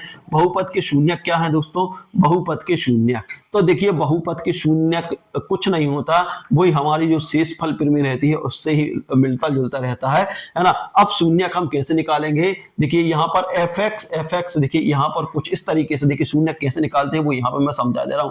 देखिए यदि मान लो यहाँ पे लिखा एफ एक्स बराबर 4x प्लस 4 है, तो इसका मतलब ये है कि f का मान जो है वो इस यहाँ का मान होता है। जैसे मान लीजिए f बराबर मैं 1 ले लूं, तो मतलब x का मान हमें कितना लेना पड़ेगा, 1 लेना पड़ेगा। 4 गुणित x का मान 1 रख दिया और 4 हो गया। इसको सॉल्व करूंगा तो क्या हो जाएगा, है ना, यहाँ पर 4 एकम 4 प्लस 4, तो f ये हो गया अपना 4 और 4 8 हो गया। तो ये हो गया हमारा बहुपद के शून्यक। बहुपद के शून्यक क्या आ जाएगा, बहुपद का शून्यक क्या आ गया, पहला शून्यक क्या आ गया, 8 आ गया, है ना दोस्तों। तो इस तरीके से हम इसको निकाल सकते हैं बहुत अच्छे से। जैसे मान लीजिए कहीं समीकरण दे दिया, आपको समीकरण दे दिया कि f बराबर x, यहाँ पर x स्क्वायर प्लस 4 दे दिया, तो अब उससे पूछ लेगा, आपसे पूछ लेगा f0 का मान, है ना, f2 का मान और f1 का मान, ये आप लोगों को पूछ सकता है। तो इसको मैं थोड़ा सा आप लोगों को एक अलग उसमें समझाने की कोशिश करूंगा, है ना। मुझे अलग विंडो लेनी पड़ेगी, तो अलग विंडो के लिए हम चलते हैं अलग उस पे। देखिए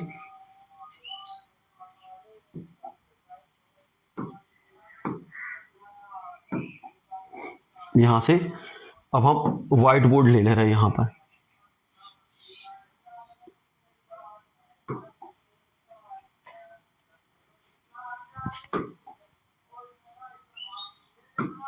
ठीक है, अब देखिए यहां पे मैं बता दे रहा हूं, देखिए यहां से हम आप लोग देख लें कि यदि मान लो यहां पर एफ एक्स दिया है और यहां पर दे दिया, यहां पे दे दिया 4x प्लस 3, है ना। तो अब यहां से क्वेश्चन पूछ लेगा कि f0, है ना, f1 और किसका f2 का मान ज्ञात होगा, या किसी एक संख्या से पूछ ले। तो हमें क्या करना है, x की जगह पे पहले देखिए पहली कंडीशन में क्या रखना है, पहली कंडीशन में हमें x की जगह कितना रखेंगे, 0 रखेंगे। जब 0 रखेंगे तो यहां भी 0 रखना पड़ेगा। 4 गुणित 0 प्लस 3, अब इसको सॉल्व करेंगे तो 4 का गुणा 0 होगा, 0 हो जाएगा प्लस 3, तो f0 का मान कितना आ गया, 3 आ गया। तो पहला शून्यक हमारा ये आ गया। अब दूसरी कंडीशन में क्या होगा दोस्तों, दूसरी कंडीशन में हमें ये मान रखना है, तो f का मान कितना रखा, 1, है ना, बराबर 4 गुणित 1 प्लस 3। अब हम इसको सॉल्व करते हैं तो f1 बराबर 4 एकम 4 प्लस 3, 4 3 कितना आ गया, f1 का मान आ गया 4 3 7 आ गया। तो दूसरा शून्यक हमारा ये आ गया। अब तीसरे शून्यक की तरफ बढ़ते हैं तो f का मान हमें कितना रखना पड़ेगा, 2। तो f का मान हमने 2 रखा, है ना, ये रख देंगे। 4 गुणित x का मान कितना है, 2 है, प्लस 3 है, सॉल्व करेंगे तो क्या हो जाएगा, देखिए 4 दूनी 8 प्लस 3 है ना, तो f2 का मान क्या हो जाएगा, 8 और 3 11। तो इस तरीके से हमारे शून्य क्या निकल आएंगे दोस्तों, तो देखिए हमारे शून्य निकल आएंगे f0 बराबर, f0 का मान कितना है 3 है ना, f1 का मान कितना है दोस्तों, f1 का मान है 7 है, और f2 का मान क्या है, f2 का मान है 11। तो ये हमारे शून्यक निकला है। तो ये होता है दोस्तों शून्यक, शून्यक निकालना है ना, शून्यक निकाल, हम इस तरीके से शून्यक निकाल सकते हैं, किसी भी संख्या के शून्यक हम बड़े ही इजी तरीके से निकाल सकते हैं, है ना। और हम उस संख्या में जो भी आपके मान दिए उनको रख के जो निकलती हैं वो आपके शून्यक हो जाएंगे, ठीक है। तो इस तरीके से आप सॉल्व कर सकते हो इनको। अब हम चलते हैं अपने क्वेश्चन की तरफ। तो इसके बाद आप लोग समझ गए होंगे कि इसके शून्यक, ये आपके शून्यक इस तरीके से ये समझ में आ गए होंगे। अब हम बात करते हैं शेषफल प्रमेय। अब देखिए शेषफल प्रमेय, शेषफल प्रमेय क्या होती है, शेषफल प्रमेय में देखिए शेषफल प्रमेय यदि fx को x माइनस ए और से विभाजित किया जाता है, शेषफल प्रमेय fx होता है। देखिए शेषफल प्रमेय में कुछ नहीं होता, शेषफल प्रमेय में एक चीज याद रख लें कि जो शेषफल प्रमेय रहेगी, शेषफल प्रमेय हम कैसे ज्ञात करेंगे, तो जो जैसे मान लीजिए आपको क्वेश्चन आ गया fx बराबर, देखिए इससे मिलता जुलता है, fx बराबर 4x प्लस 3 दिया है। अब हमें यहां पर क्या निकालना है, f1 का मान निकालना है, f किसका है ना, x बराबर, अब आपको दिया है x बराबर 1 का मान ज्ञात कीजिए। तो यही शेषफल प्रमेय है। तो क्या करेंगे हम दोस्तों, यहाँ पर क्या लिख लेंगे, हम यहाँ पे ले लेंगे 0 और 4 गुणित x जगह कितना रखेंगे 1 प्लस 3, है ना। इसको सॉल्व करेंगे तो 4 एकम 4 प्लस 3 बराबर 7। तो आंसर क्या हो जाएगा 7। यही आपकी जो थ्योरम है वो ही है शेषफल प्रमेय है, यही आपका शेषफल आ गया, या शून्यक भी बोल सकते हैं इसको। इस तरीके से हम इसको निकाल सकते हैं, है ना। और दोस्तों इसका एक और रहता है, वो जो हमने पढ़ा था भाज्य बराबर, है ना, भाज्य बराबर भाजक गुणित भागफल प्लस शेषफल, इसमें वो भी अप्लाई हो जाता है। तो ये आपकी शेषफल प्रमेय है, ठीक है ना। शेषफल प्रमेय में ज्यादा कुछ भी नहीं है ना। और इसके बाद आता है विभाजन एल्गोरिथम। विभाजन एल्गोरिथम भी वही रहता है जो हम यहाँ पर बात कर रहे हैं, है ना, भागफल और शेषफल, है ना, इसका भी यही रहता है। देखिए भागफल, शेषफल प्रमेय या विभाजन, इसमें भी हम क्या कहते हैं, चरों में भाग लगाते हैं। जैसे मान लीजिए मुझे x प्लस a का भाग, वो कहेगा कि x प्लस, देखिए इसका भाग है ना, इसका भाग या x प्लस, इसको हम अलग तरीके से समझते हैं। देखिए शेषफल प्रमेय और विभाजन एल्गोरिथम बात एक ही है, कुछ नहीं है अलग, है ना। इसको हम यहाँ पर मैं कंप्लीट कर दे रहा हूँ आप लोगों को, ठीक है। यहाँ पर आप लोग आ जाइए, तो यहाँ पर ये दोनों चीजें क्लियर हुई, आप लोगों की दोनों चीजें क्लियर हो जाएंगी।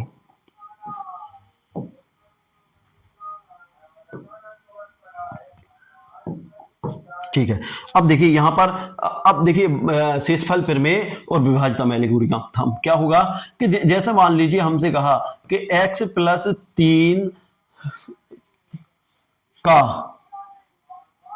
x प्लस 3 से, x प्लस 3 से x square plus 4x plus 5 में भाग देने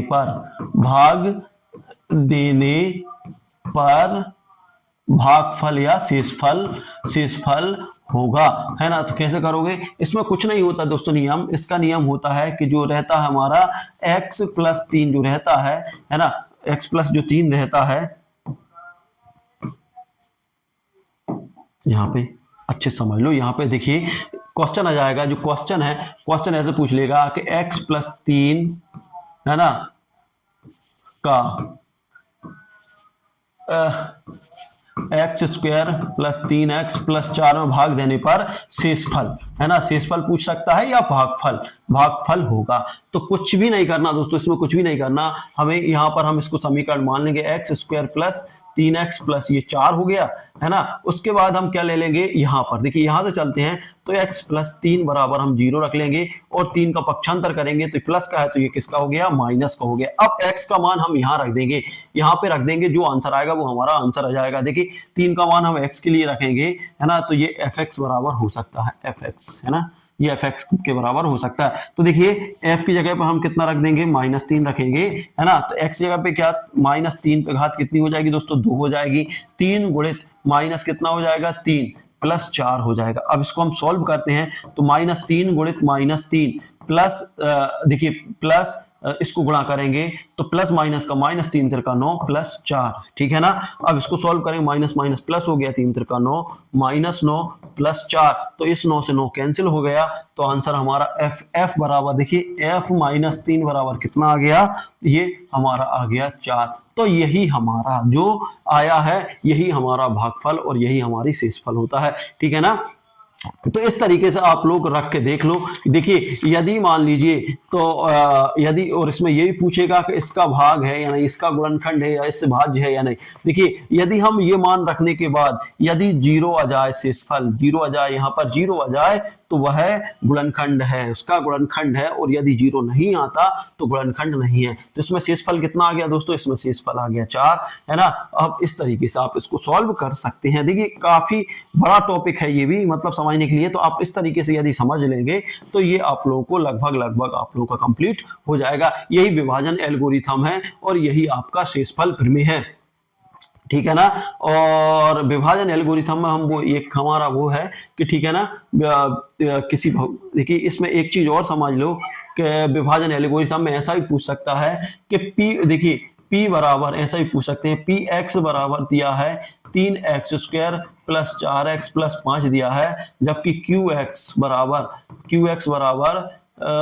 x प्लस 2 दिया है ना।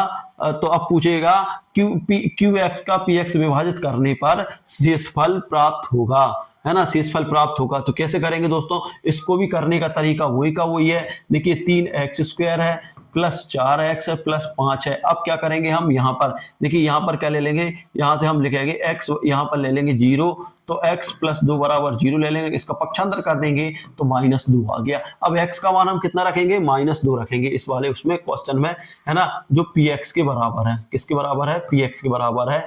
तो p x जगह कितना रख दिया हमने, 2 रख दिया, है ना। अब हमारे पास 3 गुणित इसका मान कितना रख देंगे, x का मान 2 पे घात कितनी हो जाएगी दोस्तों, 2 हो जाएगी। 4 गुणित 2 हो जाएगा, -2 हो जाएगा, गुणित 5 हो जाएगा, है ना।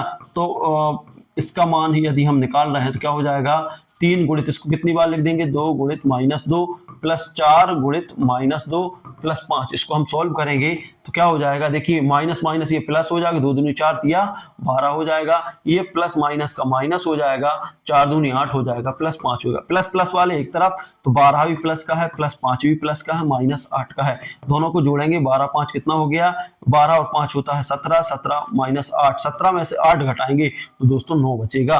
तो p इसका मान क्या आ गया, -2। तो अब हमारा जो भागफल आ गया, भागफल क्या आ गया दोस्तों, भागफल आ गया हमारा 9 आ गया, है ना। ये भाग देने पर क्या आ गया, 9 आ गया है, तो यही हमारा भागफल है, ठीक है ना। इस तरीके से आप लोग इसको सॉल्व कर सकते हैं, ठीक है ना, ये हमारा है ना। अब इसको चाहो तो वैसे जमा सकते हैं, वैसे भी कर सकते हैं, तो ये तरीका है। इस तरीके से हम शेषफल निकाल सकते हैं। इसमें भागफल नहीं, ये शेषफल आया, ठीक है ना। शेषफल कितना है, 9 है, शेषफल 9 है। यदि इसका मान 0 आ जाता तो शेषफल 0 हो जाता। यही आपकी शेषफल प्रमेय और ये है, ठीक है ना। ये चीज आप लोग समझ में आ गई है। बहुपदों का गुणनखंड, देखिए बहुपदों का गुणनखंड अब हमें निकालना है।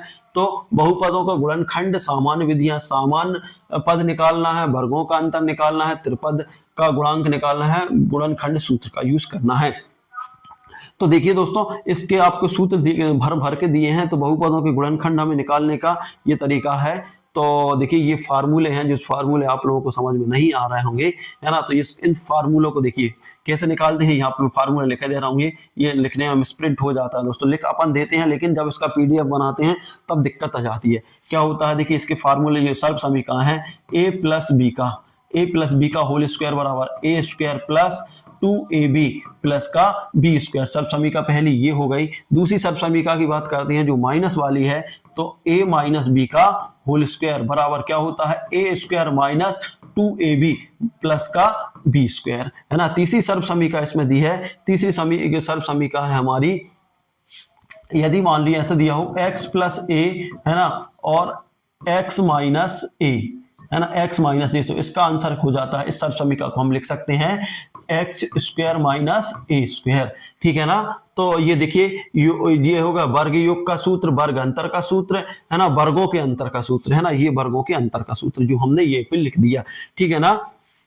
और एक होता है द्विपद गुणन का सूत्र। तो द्विपद गुणन का सूत्र एक ऐसा भी फार्मूला होता है, देखिए एक तो ये आपको दो तीन फार्मूले याद कर लेना। एक फार्मूला होता है x प्लस ए दिया है ना, और x प्लस बी दिया है। तो इसको हम सॉल्व करते हैं तो क्या जाता है, इसका आंसर आ जाता है एक्स स्क्वायर, है ना, plus a plus B into X आ जाता है, a इंटू बी आ जाता है। ये भी इसका वो है, ठीक है ना। तो इनको ना जाए, मैं यहाँ पे मैंने लिखवा दिए हैं, तो इनको आप नोट कर लें और इनसे हम बहुत सारे सर्व समीकरण लगा के फार्मूले याद कर क्वेश्चनों के आंसर निकाल सकते हैं, ठीक है। अब कैसे निकालेंगे, गुणनखंड सूत्र का यूज कैसे करेंगे।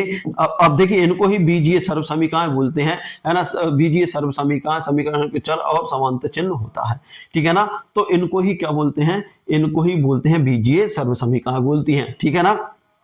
तो आपको मोटी मोटी याद रख के रखना है। जैसे मान लीजिए अब क्वेश्चन आ जाएगा, जैसे क्वेश्चन आ गया कि 3x प्लस 4 का स्क्वायर। अब हमें ये स्क्वायर निकालना है, तो हमें सर्व समीकरण जो हमने पहले लिखी थी क्या होना चाहिए, a प्लस बी का होल स्क्वायर बराबर क्या होता है, a स्क्वायर प्लस का b स्क्वायर या फिर प्लस का 2ab, या फिर ऐसा होता है, या ऐसे लिख देंगे a स्क्वायर प्लस का 2ab प्लस का बी स्क्वायर। तो कुछ नहीं, देखिए ए का मान क्या है दोस्तों, ए का मान 3x है और बी का मान कितना है, 4 है। तो यहाँ पर रख देंगे, ये आपको याद है। तो देखिए ए की जगह कितना रख देंगे, 3x का स्क्वायर हो जाएगा। बी की जगह 2 गुणित ए का मान कितना है 3x है, बी का मान कितना है 4 है, प्लस बी का मान कितना है 4x का स्क्वायर। अब इसको सॉल्व कर लेंगे, इसको कितने बार गुणा कर देंगे, तो ये 2 बार गुणा करेंगे, 3 त्रिका 9, x की घात 2 हो जाएगी। देखिए 3 दूनी 6 और 6 चौके 24, ये 24x हो जाएगा, प्लस 4 चौके 16। इसका आंसर क्या हो जाएगा। इस तरीके से आप लोग ये निकाल सकते हो। तो इसके लिए आपको सर्व समीकरण याद होना चाहिए, तभी ये आप इसको कर पाओगे, है ना। तो आप लोग सर्व समीकरण अच्छे से याद कर लें, है ना। मैं और अच्छे से यहाँ पे लिखवा दे रहा हूँ सर्व समीकरण, कि ये सर्व समीकरण आप लोगों को याद हो जाए तो आप लोगों यहाँ से बहुत अच्छे से कर सकते हो। देखिए 3-4 सर्व समीकरण हैं जो हमें याद होना चाहिए, वैसे तो बहुत सारी हैं। a प्लस बी का होल स्क्वायर बराबर क्या होता है, देखिए a स्क्वायर प्लस का 2ab प्लस का b स्क्वायर, है ना। एक तो ये है, दूसरा है a माइनस बी का होल स्क्वायर, है ना। तो a स्क्वायर माइनस का 2ab प्लस का b स्क्वायर, ये याद रख लें। एक है हमारा, एक होता है a square minus B square. a square minus B square बराबर क्या होता है, इसको एक बार हम प्लस में लिख देते हैं, इसको एक बार हम माइनस में लिख देते हैं, ठीक है ना। अब एक फार्मूला और है आपका प्लस, तो ये 3 सर्व समीकरण तो हमें लगभग याद हो जानी चाहिए। ये 3 सर्व समीकरण आप लोगों को याद हो जाएंगी तो आपसे लगभग यहीं से क्वेश्चन पूछा जाएगा तो आप बड़े अच्छे से सॉल्व कर सकते हैं। बीजीय सर्व समीकरण, है ना, तो समीकरण जिसमें चर और समान चिन्ह होता है। देखिए अब बीजीय सर्व समीकरण ये दिए हैं, है ना, तो इनको हमें सॉल्व करना है। तो देखिए अब बीजीय सर्व समीकरण सॉल्व करना है, तो ये आपका हो गया। अब हम बीजीय सर्व समीकरण को कैसे सॉल्व करेंगे, देखिए अब इसमें कुछ नहीं होता, ये बिल्कुल सरल है। देखिए ऐसे वो पूछ लेगा आपको 3x प्लस दे दिया 5 और बराबर दे दिया, है ना, 3x प्लस 5 और बराबर दे दिया उसने 20x प्लस 5, ये दे दिया। तो अब इसको सॉल्व करना है। तो इसके सॉल्व करने का तरीका क्या है दोस्तों, कि x वाला है, देखिए x वाला x वाले के पास जाएगा और बिना x वाले को, तो इसमें हम क्या करते हैं दोस्तों, इसमें पक्षांतर कर देते हैं, देखिए 20 इस तरफ लाएंगे और 5 उस तरफ ले जाएंगे, है ना। तो देखिए 3x अपनी जगह है, 20 इस तरफ आएगा तो माइनस का 20x हो जाएगा, है ना, बराबर 5 इधर है, 5 उस तरफ जाएगा तो माइनस का 5 हो जाएगा। अब इसको सॉल्व कर देंगे, देखिए 20 में से 3 गया तो 17 बचा। देखिए बड़ी संख्या काय की है, माइनस की है, तो माइनस का 17x बचा, यहाँ पर 0 बचा। x बराबर 0 में भाग किसका देंगे, 17 का भाग देंगे, तो यहाँ पर 0 आ जाएगा। x का मान कितना आ गया, 0। तो ये आंसर निकला है। इस तरीके से ये सॉल्व करने को आएंगे, बिल्कुल ईजी तरीके से आएंगे, है ना। इसको हम और अच्छे से समझने की कोशिश करते हैं। देखिए ऐसे दे देगा, वो आपको दे देगा 4x प्लस 3 और इधर दे देगा मान लो 5x प्लस 6 दे दिया, है ना। तो क्या करना, हमें कुछ नहीं करना। देखिए ये x वाला है, ये x वाला है, तो x वाले को x वाले के पास भेजा दो, है ना, और बिना x वाले को बिना x वाले को। तो इसमें क्या होता है, हम लिखते हैं फिर पक्षांतर। देखिए दोस्तों अब पक्षांतर का मतलब क्या होता है, जब एक जगह से दूसरी जगह संख्या जाती है तो अपना चिन्ह बदल देती है, देखिए 4x अपनी जगह है, 5 इस तरफ आएगा, अब इसके आगे कुछ नहीं है तो प्लस इस तरफ आएगा तो माइनस का 5x हो गया, है ना। 6 इस तरफ है, देखिए 3 उस तरफ जाएगा तो अभी प्लस का, तो ये किसका हो जाएगा, माइनस का हो जाएगा। देखिए 4x में से 5 घटे नहीं, तो 5 में से 4 घटाया तो कितना बचा, x। लेकिन बड़ी संख्या काय की है, प्लस की है, प्लस देखिए बड़ी संख्या माइनस की, 5 क्या है, 5 है बड़ी संख्या, बड़ी के अंक कौन सा, माइनस लगा, तो यहाँ माइनस लग जाएगा। यहाँ पर घटाएंगे तो कितना बचेगा दोस्तों, 3। तो आंसर क्या हो जाएगा, x बराबर -3। हमारा आंसर क्या आ जाएगा, x बराबर -3। तो ये हमारा आंसर हो जाएगा, ठीक है। तो ये इस तरीके से आप लोगों को सॉल्व करने की, या फिर डायरेक्ट भी क्वेश्चन दे सकते हैं आपको। देखिए ऐसा दे देंगे 5x बराबर 20 है, तो उसका मान ज्ञात कीजिए, नहीं ऐसे दे देंगे। देखिए तो एक तरीका हम लोगों ने सीख लिया, अब दूसरा तरीका हम लोग यहाँ पर सीखने वाले हैं। देखिए ऐसे भी दे सकता है कि 5x + 2 बराबर 8 दिया है, कितना दिया है, मान लीजिए 12 दिया है। कितना दिया दोस्तों, 12 दिया है। कितना दिया है, क्या दिया है, 5x + 2 बराबर 12 दिया है। तो x का मान ज्ञात कीजिए। तो क्या करेंगे हम, देखिए x वाला अपनी जगह रहेगा, ये बिना x वाला, तो इसका पक्षांतर को बिना x वाले के जाएगा, अपने साथ प्लस उस तरफ जाएगा, माइनस हो गया। तो 5x बराबर कितना हो गया, 10। x बराबर 10 बटे कितना हो गया, 5, 5 दूनी 10। तो x का मान कितना आ गया, x का मान 2 आ गया। तो इस तरीके के क्वेश्चन आप लोगों से पूछे जाएंगे बीजीय सर्व समीकरण, तो ये आप लोगों की क्लियर हो जाएगी। और रैखिक समीकरण, अब नेक्स्ट हमारा टॉपिक है रैखिक समीकरण। देखिए दोस्तों काफी बड़े बड़े टॉपिक हैं, यदि हम इन पे विस्तार से चर्चा करने बैठे तो लगभग एक टॉपिक 1 से 1.5 घंटा खा जाएगा, है ना। हमें इतना नहीं करना है क्योंकि हमारे पास इतना टाइम नहीं है अब हमारे पास। अब देखते हैं हम, देखिए रैखिक समीकरण। अब रैखिक समीकरण की बात करते हैं तो एक चर वाले रैखिक समीकरण। देखिए एक चर वाले रैखिक समीकरण जिसमें देखिए एक ही संख्या आती है, देखिए चर अचर समझ लो। देखिए ये एक होता है चर, एक होता है अचर। देखिए चर मतलब वह होता है जिसका मान चलता फिरता रहता है, जिसका मान बदलता रहता है। चर क्या है, x, y, z या फिर u, v, w, ये क्या हो गया दोस्तों, चर। अचर, अचर दुनिया में जितनी भी संख्या है वो सारी अचर होती है, 1, 2, 3, 4 जो भी संख्या है वो सारी अचर हैं। तो अब उसमें क्वेश्चन में क्या कह रहा है, एक चर वाला रैखिक समीकरण, है ना। अब रैखिक क्या होता है, रैखिक, रैखिक का मतलब होता है रैखिक, रैखिक का मतलब रहता है एक घात वाला, एक घात वाला, ठीक है ना दोस्तों, एक घात वाला, है ना, ये रैखिक होता है। अब द्विघात की बात करें कि द्विघात यहां समझा जा रहा हूं, द्विघात का मतलब रहता है 2 घात वाला, कितना, 2 घात वाला, है ना। त्रिघात की बात करेंगे, त्रिघात की बात करेंगे तो त्रिघात का मतलब होता है 3 घात वाला। कौन सा दोस्तों, 3 घात वाला।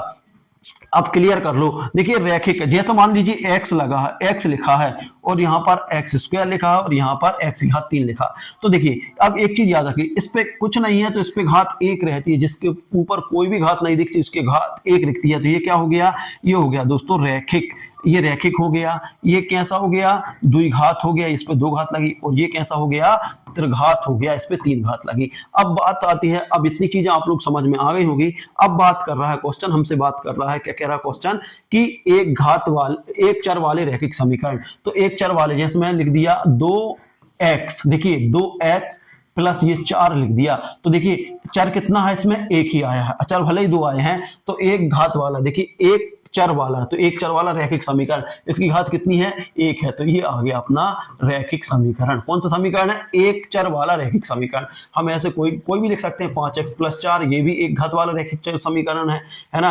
एक चर वाला रैखिक समीकरण, x + 3 लिख सकते हैं, x लिख सकते हैं, ये सब एक घात वाले रैखिक समीकरण है ना। अब यदि कोई पूछ ले 2 घात वाला 2 चर रैखिक समीकरण, 2 चर रैखिक समीकरण कैसा होता है, x + y, इसमें 2 चर आ गए, x और y आ गए।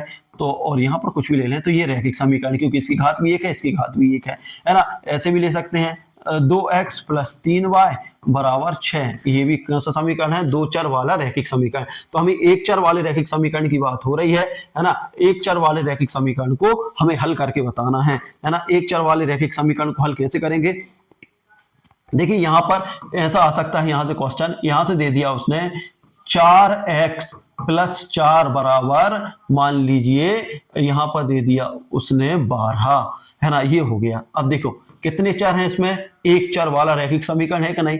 अब क्या करेंगे हम, देखिए ये इसके जो ये x, इसके साथ x है, इसके साथ बिना x, ये बिना x वाला, तो 4 को हम बिना x वाले के पास ले जाएंगे। तो क्या करेंगे हम, पक्षांतर करेंगे यहाँ पर, तो 4x बराबर 12, ये इसका पक्षांतर होगा, उस तरफ जाएगा तो इसके आगे प्लस है तो किसका हो जाएगा, माइनस का हो जाएगा।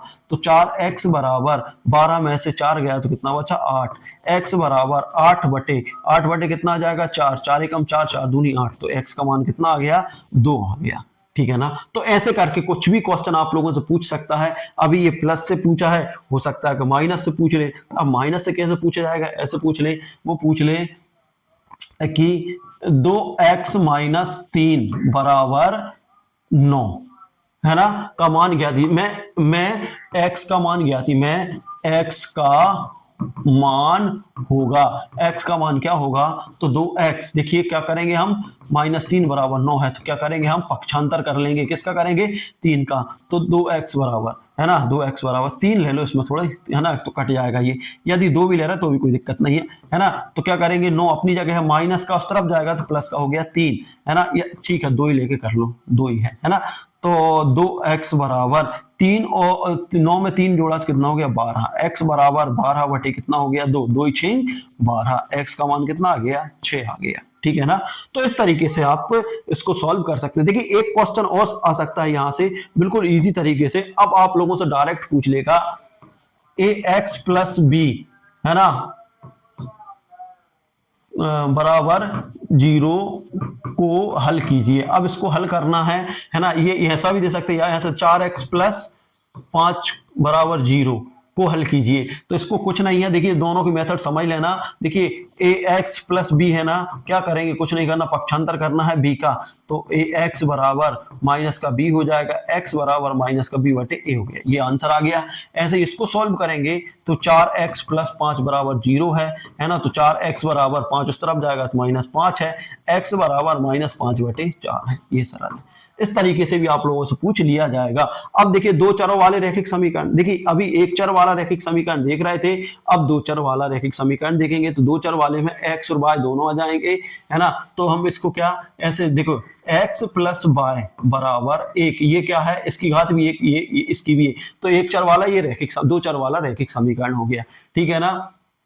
अब यहां पर कुछ भी हो सकता है, ए एक्स प्लस बी वाई बराबर 4, ये एक चर वाला दो चर वाला रैखिक समीकरण हो गया, है ना। यहां पर लिख देगा मैं 5x प्लस 10 वाई बराबर 10, तो ये दो चर वाला रैखिक समीकरण हो गया। ठीक है ना।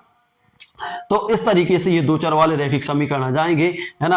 अब इसमें जोड़ घटाना गुणा भाग कुछ भी आ सकता है, ये आप लोगों से पूछ सकते हैं। अब यहाँ से क्वेश्चन क्या बन सकते हैं, देखिए हमारा टॉपिक थोड़ा सा और बचा है ना, लगभग आधा घंटा और लगेगा, आधा घंटा भी नहीं उससे कम लगेगा, तो ये लगभग हम खत्म करने वाले हैं। अब पहले दो चरों वाले रैखिक समीकरण में देखिए क्वेश्चन कैसे बन सकते हैं। आपको ऐसे दे देगा x प्लस वाई बराबर 4 है और x माइनस 3 बराबर 6 है, x माइनस वाई बराबर 6 है, तो x और y के मान निकालने के लिए कहेगा। तो क्या होगा दोस्तों, इस कंडीशन में क्या हो जाता है, हम क्या करते हैं, इनको घटा लेंगे, है ना, घटा देंगे या जोड़ देंगे। तो देखिए इससे ये कैंसिल हो जाएगा, यहाँ पर एक x और एक x कितना हो जाएगा 2x बराबर कितना हो जाएगा 10, x बराबर कितना 10 बटे 2, 2 पंजे 10, x का मान कितना है दोस्तों, x का मान है 5। अब x का मान किसी भी समीकरण में रख देंगे हम, x जगह पे जैसे मान लीजिए x प्लस वाई बराबर कितना 4 दिया है, तो x का मान कितना आ गया 5 आ गया, तो यहाँ पर हम 5 रख देंगे प्लस y बराबर 4, इसका पक्षांतर कर देंगे तो y बराबर 4 माइनस 5 हो जाएगा, तो y का मान कितना आ जाएगा -1।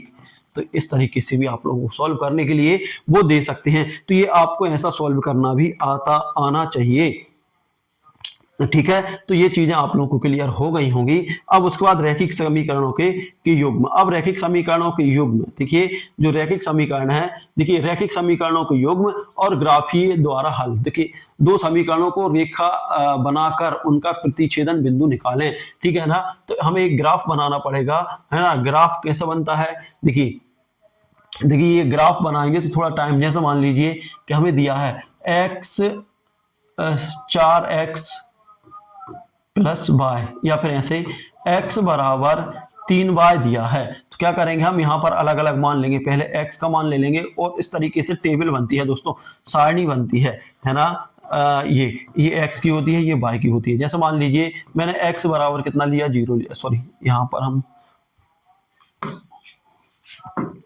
देखिए हमें प्रतिच्छेदी बिंदु निकालना है, तो प्रतिच्छेदी बिंदु निकालने के लिए हम क्या करेंगे, यहाँ पर हम मान लेंगे, क्या लेंगे कि x बराबर, देखिए यहाँ पर ले लिया मैंने x प्लस 3y बराबर 4, ये है ना, x बराबर ये है। अब हम इसको सॉल्व कर रहे हैं। यहाँ पर यदि मान लो एक समीकरण है आप लोगों के लिए कि x बराबर 3y ये दिया है ना, तो आप लोगों को बताना है, इसका समीकरण निकालना है, इसको प्रतिच्छेदी बिंदु निकालें। तो प्रतिच्छेदी बिंदु कैसे निकालेंगे, तो देखिए ये समीकरण है ना, इसकी हम यहाँ पर एक टेबल बनाएंगे, ठीक है ना, हम दो मानों को लेकर करेंगे, यहाँ पर x है, ये y है, और इस तरीके से, ठीक है ना। यदि मैं x बराबर 0 रखता हूं तो देखिए दोस्तों x बराबर 0, इसमें सभी 0 निकल जाएंगे, है ना, तो हमें कुछ ना कुछ यहाँ पर 2 या 3 लेना पड़ेगा। देखिए इसकी विधि लंबी है, इसलिए देखिए यहाँ पर हम कोई मान ले लेंगे, जैसे x बराबर मैंने लिया 0, तो यहाँ पर हमें रख देंगे 0 बराबर 3y प्लस 2। अब 2 का क्या करेंगे, हम पक्षांतर करेंगे तो -2 बराबर 3y आ जाएगा, तो y बराबर कितना आ जाएगा, -2/3 आ जाएगा, है ना। इसका मान रखने पर हमें क्या प्राप्त हो रहा, -2/3 हो जाएगा। फिर हम x बराबर ऐसे ही 1 ले लेंगे, x बराबर 1 लेंगे, तो यहाँ फिर पक्षांतर करेंगे, फिर सॉल्व करेंगे, 1 रखा और यहाँ पर जो संख्या आएगी, फिर हमें इनका क्या बनाना पड़ेगा, ग्राफ बनाना पड़ेगा। ग्राफ कैसे रहता है, देखिए ये इस तरीके का ग्राफ रहता है, सॉरी इस तरीके का ग्राफ रहता है ना, ये हमारा रहता है x और ये हमारा रहता है y, ठीक है ना। पूरा यदि माइनस में आता है तो फिर हम जो भी संख्या, जैसे हमने x बराबर क्या रखा था, 0 रखा था, तो y बराबर कितना आया, 1/2, तो -1/2 लगभग यहाँ आ जाएगा, ठीक है ना। फिर हम x का मान रखेंगे कितना, 1 रखेंगे, x का मान 1 इधर आ गया, तो y का मान जो भी आया, और यहाँ पर देखेंगे, फिर हम लाइन खींच के देखेंगे, यदि कहीं कट रही है ऐसे मान लो, तो ये इसका कट पॉइंट होता है, ठीक है। ये थोड़ा लंबा होता है तो उसको हम एक अलग सेपरेट वीडियो में कंप्लीट करने की कोशिश करेंगे, ठीक है ना। अब उसके बाद आता है हमारा, देखिए अब बीजीय गणितीय विधियां। अब क्वेश्चन पूछ सकता है कि बीजीय रैखिक समीकरण को हल करने वाली कितनी विधियां होती हैं, तो ध्यान रख लेना, एक रहता प्रतिस्थापन विधि, विलोपन विधि और क्रॉस गुणन विधि, जिसको बोलते हैं वज्र गुणनखंड विधि, है ना। तो समीकरण को हल करने की विधियों के नाम लिख पूछ सकता है, तो ये कितनी विधियां होती हैं, इसकी 3 विधियां होती हैं, प्रतिस्थापन विधियां, विलोपन विधियां या फिर विलोपन विधि या फिर वज्र गुणन विधि। तो ये आपकी विधियां याद रख लेना आप लोगों को, क्योंकि ये 10वीं की हैं, है ना, तो इसको हम जाएंगे तो थोड़ा सा टाइम लग सकता है, बहुत ज्यादा। अब उसके बाद आता है द्विघात समीकरण। देखिए अभी रैखिक समीकरण पढ़ रहे थे, अब आ गए हम द्विघात समीकरण हल करने की। देखिए द्विघात समीकरण हल करने की, देखिए ऐसा समीकरण, इसको आप भूल जाओ, ये अलग चीज है, ठीक है ना। देखिए अब द्विघात समीकरण का मतलब ये होता है कि देखो ax² plus bx plus c बराबर 0, जिसमें a बराबर नहीं होगा 0। जब a बराबर 0 नहीं होगा तभी ये द्विघात समीकरण होगा, है ना, नहीं तो ये द्विघात समीकरण नहीं होगा, ठीक है ना। तो ये द्विघात समीकरण, इसकी घात क्या है दोस्तों, 2 है ना, द्विघात समीकरण है ये, ठीक है ना। हल करने की विधियां, इसमें एक गुणनखंड विधि होती है, एक पूर्ण वर्ग विधि होती है, एक सूत्र विधि होती है। तो इनके देखिए सभी के लिखिए, देखिए गुणनखंड विधि, गुणनखंड विधि में हम लोग कैसे सॉल्व करेंगे वो दिखा दे रहा हूं मैं। पूर्ण वर्ग विधि में कैसे सॉल्व करेंगे और सूत्र विधि, तो इसका एक फार्मूला याद रख लेंगे सूत्र विधि का, जिसको बोलते हैं श्रीधराचार्य, है ना। श्रीधराचार्य का आप लोग फार्मूला याद रख लें, श्रीधराचार्य, ये मोस्ट IMP है ना, श्रीधराचार्य। हम यहाँ पर सॉल्व करेंगे इसको। अब देखिए गुणनखंड विधि क्या होती है, गुणनखंड विधि में यहाँ पे समझा दे रहा हूं पहले। तो गुणनखंड विधि द्विघात समीकरण को देखिए, जैसे मान लीजिए यहाँ पे दिया है x², यहाँ पे दे दिया उसने मान लीजिए 6x, है ना, और यहाँ पे दे दिया 9 प्लस 9, तो इसके पूछेगा का मूल ज्ञात कीजिए, इसके क्या ज्ञात करना हमें, मूल। तो अब एक चीज याद रख लेना, ये वाली संख्या किस में आती है, जोड़ पर आती है, ये वाली संख्या जोड़ में आती है और ये वाली संख्या आती है गुणा में। तो हमें 9 के ऐसे गुणनखंड निकालना है कि जोड़ने या घटाने पर कितना आ जाए, 9 आ जाए, 6 आ जाए, है ना, और गुणा करने पर 9 आ जाए। तो यदि हम 9 को तोड़ते हैं, देखिए दोस्तों 9 को तोड़ते हैं किससे, 3 से, 3 त्रिका 9, फिर 3 एकम 3। तो देखिए यदि मैं, देखिए 3 गुणनखंड, एक 3 ये है, एक 3 है ना। तो यदि मैं 3 और 3 को यहाँ पे सॉल्व करके देखिए 3 प्लस 3 करता हूं तो कितना आ जाएगा, 9 आ जाएगा, 3 प्लस 3 6 आ जाएगा, जबकि 3 का गुणा 3 से करता हूं तो कितना आ जाएगा, 9 आ जाएगा। तो यही हमारे गुणनखंड है। तो क्या हो जाएगा, x², यहाँ पे हम लिख सकते हैं 3x प्लस 3x प्लस 3 गुणित 3 बराबर 0। देखिए इसमें से कॉमन क्या आ रहा है, इसमें से क्या आ रहा है, देखिए इसमें x यहाँ भी है, x की घात देखिए हमने समझा था 2 है, उसका मतलब है x गुणित x होता है। तो यहाँ से x कॉमन ले लेंगे, x प्लस कितना आ गया 3 आ गया, प्लस यहाँ से देखिए 3 यहाँ भी, तो एक 3 बाहर ले लेंगे तो x प्लस यहाँ पर 3 बचा बराबर 0। देखिए ये दोनों में से एक कोई कॉमन आ जाएगा, x प्लस 3 आ गया है ना, यहाँ पर x प्लस 3 आ गया बराबर 0। 0 अलग अलग ले लेंगे है ना, तो एक तो ये पूछ सकता है या फिर इसके शून्य पूछ ले तो आगे बढ़ा देना। x प्लस 3 बराबर 0 ले लिया, x प्लस 3 बराबर 0, पक्षांतर करेंगे तो x बराबर यहाँ भी 3 आ जाएगा, माइनस का x बराबर यहाँ भी 3। तो ये आप लोगों से पूछ सकता है, तो ये इसकी विधि हो गई, इसको गुणनखंड विधि में सॉल्व करने की। देखिए ये चीजें आप लोगों को पढ़ना पड़ेगी तभी क्लियर हो पाएंगी, इसमें थोड़ा टाइम चाहिए। यदि आप लोगों को ऐसा लगता है कि हमें ये विधि समझ में नहीं आई, सीखना है, तो इसको आप लोग थोड़ा सा कर लें तो मैं आप लोगों को आगे बहुत अच्छे से समझा दूंगा, है ना। क्योंकि ये वीडियो काफी बड़ा हो रहा है इसलिए मैं इसको कम कम ही ले रहा हूं। अब देखिए, अब एक क्वेश्चन और आ गया है, मूलों की प्रकृति। अब मूलों की प्रकृति के लिए आप विविध का फार्मूला याद रखें। एक फार्मूला याद कर लें, d बराबर B square minus 4ac, d बराबर बी स्क्वायर माइनस 4ac। यदि ये आप लोगों को याद है, इसको क्या बोलते हैं, विविक्तर, है ना, विविक्तर का फार्मूला या फिर विविधकर का फार्मूला इसको बोला जाता है, जो द्विघात समीकरण को हल करने की का फार्मूला होता है, ठीक है ना। तो अब एक चीज याद रख लें, यदि d का मान, यदि मान लीजिए एक 3 कंडीशन याद रख लें कि 3 कंडीशन में से पूछ सकता है वो, यदि d, देखिए यहां पर लिख दे रहा हूं मैं, यदि d, है ना, या फिर इसका जो मान है बी स्क्वायर माइनस 4ac का मान किससे बड़ा है, 0 से। इसका मान यदि 0 से बड़ा है तो मूल कैसे होंगे दोस्तों, मूल होंगे वास्तविक। कैसे होंगे, वास्तविक होंगे और असमान होंगे, असमान, ठीक है ना। यदि d, है ना, d, है ना, विविधकर बोलते हैं, या बी स्क्वायर माइनस 4ac छोटा है 0 से, तो मूल कैसे हो जाएंगे, या फिर बराबर ले लो पहले, है ना, याद रहेगा, है ना, AC बराबर है किसके, 0 के, तो मूल कैसे होंगे, इसमें भी मूल कैसे होंगे, वास्तविक एवं समान, मतलब एक जैसे होंगे।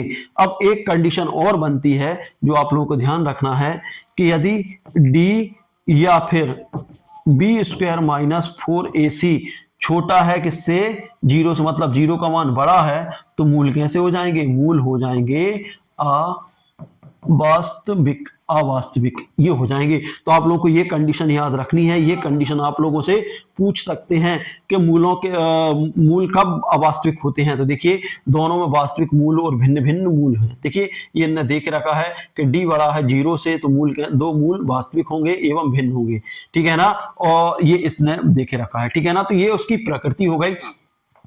अब हम इसको सॉल्व करना सीखेंगे। तो प्रकृति मैंने बता दी, एक फार्मूला और रख लें आप लोग जिसको बोलते हैं श्रीधराचार है। क्या बोलते हैं, देखिए यहाँ पर ये पूरे मूल बता दिए गए हैं, श्रीधराचार, ठीक है ना। श्रीधराचार कौन सा है, श्रीधराचार का फार्मूला है जिसे द्विघात समीकरण हल करते हैं, है ना, श्रीधराचार भी बोल सकते हैं इसको, धराचार सूत्र पूछ सकते हैं, है ना। तो ये होता है x बराबर माइनस का b प्लस माइनस करनी के अंदर B square minus 4ac, B square minus 4ac और बटे 2a। ये फार्मूला भी आप लोग याद रख लें कि ये फार्मूला आप लोगों से पूछा जा सकता है कि ये किसका फार्मूला है, श्रीधराचार का फार्मूला है या फिर वर्ग समीकरण हल करने का फार्मूला है या फिर मूल ज्ञात करने का फार्मूला है, ठीक है ना। अब यहां से हम देखते हैं d का मान हम कैसे निकालेंगे, ठीक है ना। तो d जैसे मान लीजिए यहाँ पे दिया आप लोगों को, देखिए यहाँ पे दिया मान लो कि x square minus 4x plus यहां पर 4 दिया है, ठीक है ना। तो अब पूछ लेगा मूल की प्रकृति होगी, तो यहां पर क्या करते हैं हम, देखिए ये हम इसकी तुलना कैसे करते हैं, ax square plus bx plus c से करेंगे बराबर 0 से इसकी तुलना कर देंगे। तो देखिए a का मान क्या हो जाएगा, देखिए x से x कैंसिल हो जाएगा, a बराबर 1 हो जाएगा, या फिर यहां पर 2 ले सकते हो आप लोग, है ना। a का मान 2 हो गया, b का मान क्या हो गया, देखिए x से x कैंसिल, b का मान हो गया -4 और c का मान आ गया 4।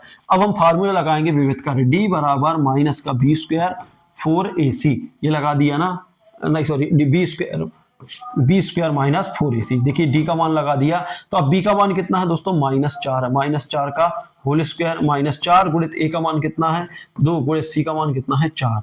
अब देखिए डी का मान निकलेगा यहाँ पर -4 गुणित -4 हो गया, -4 गुणित 2 गुणित 4 हो गया।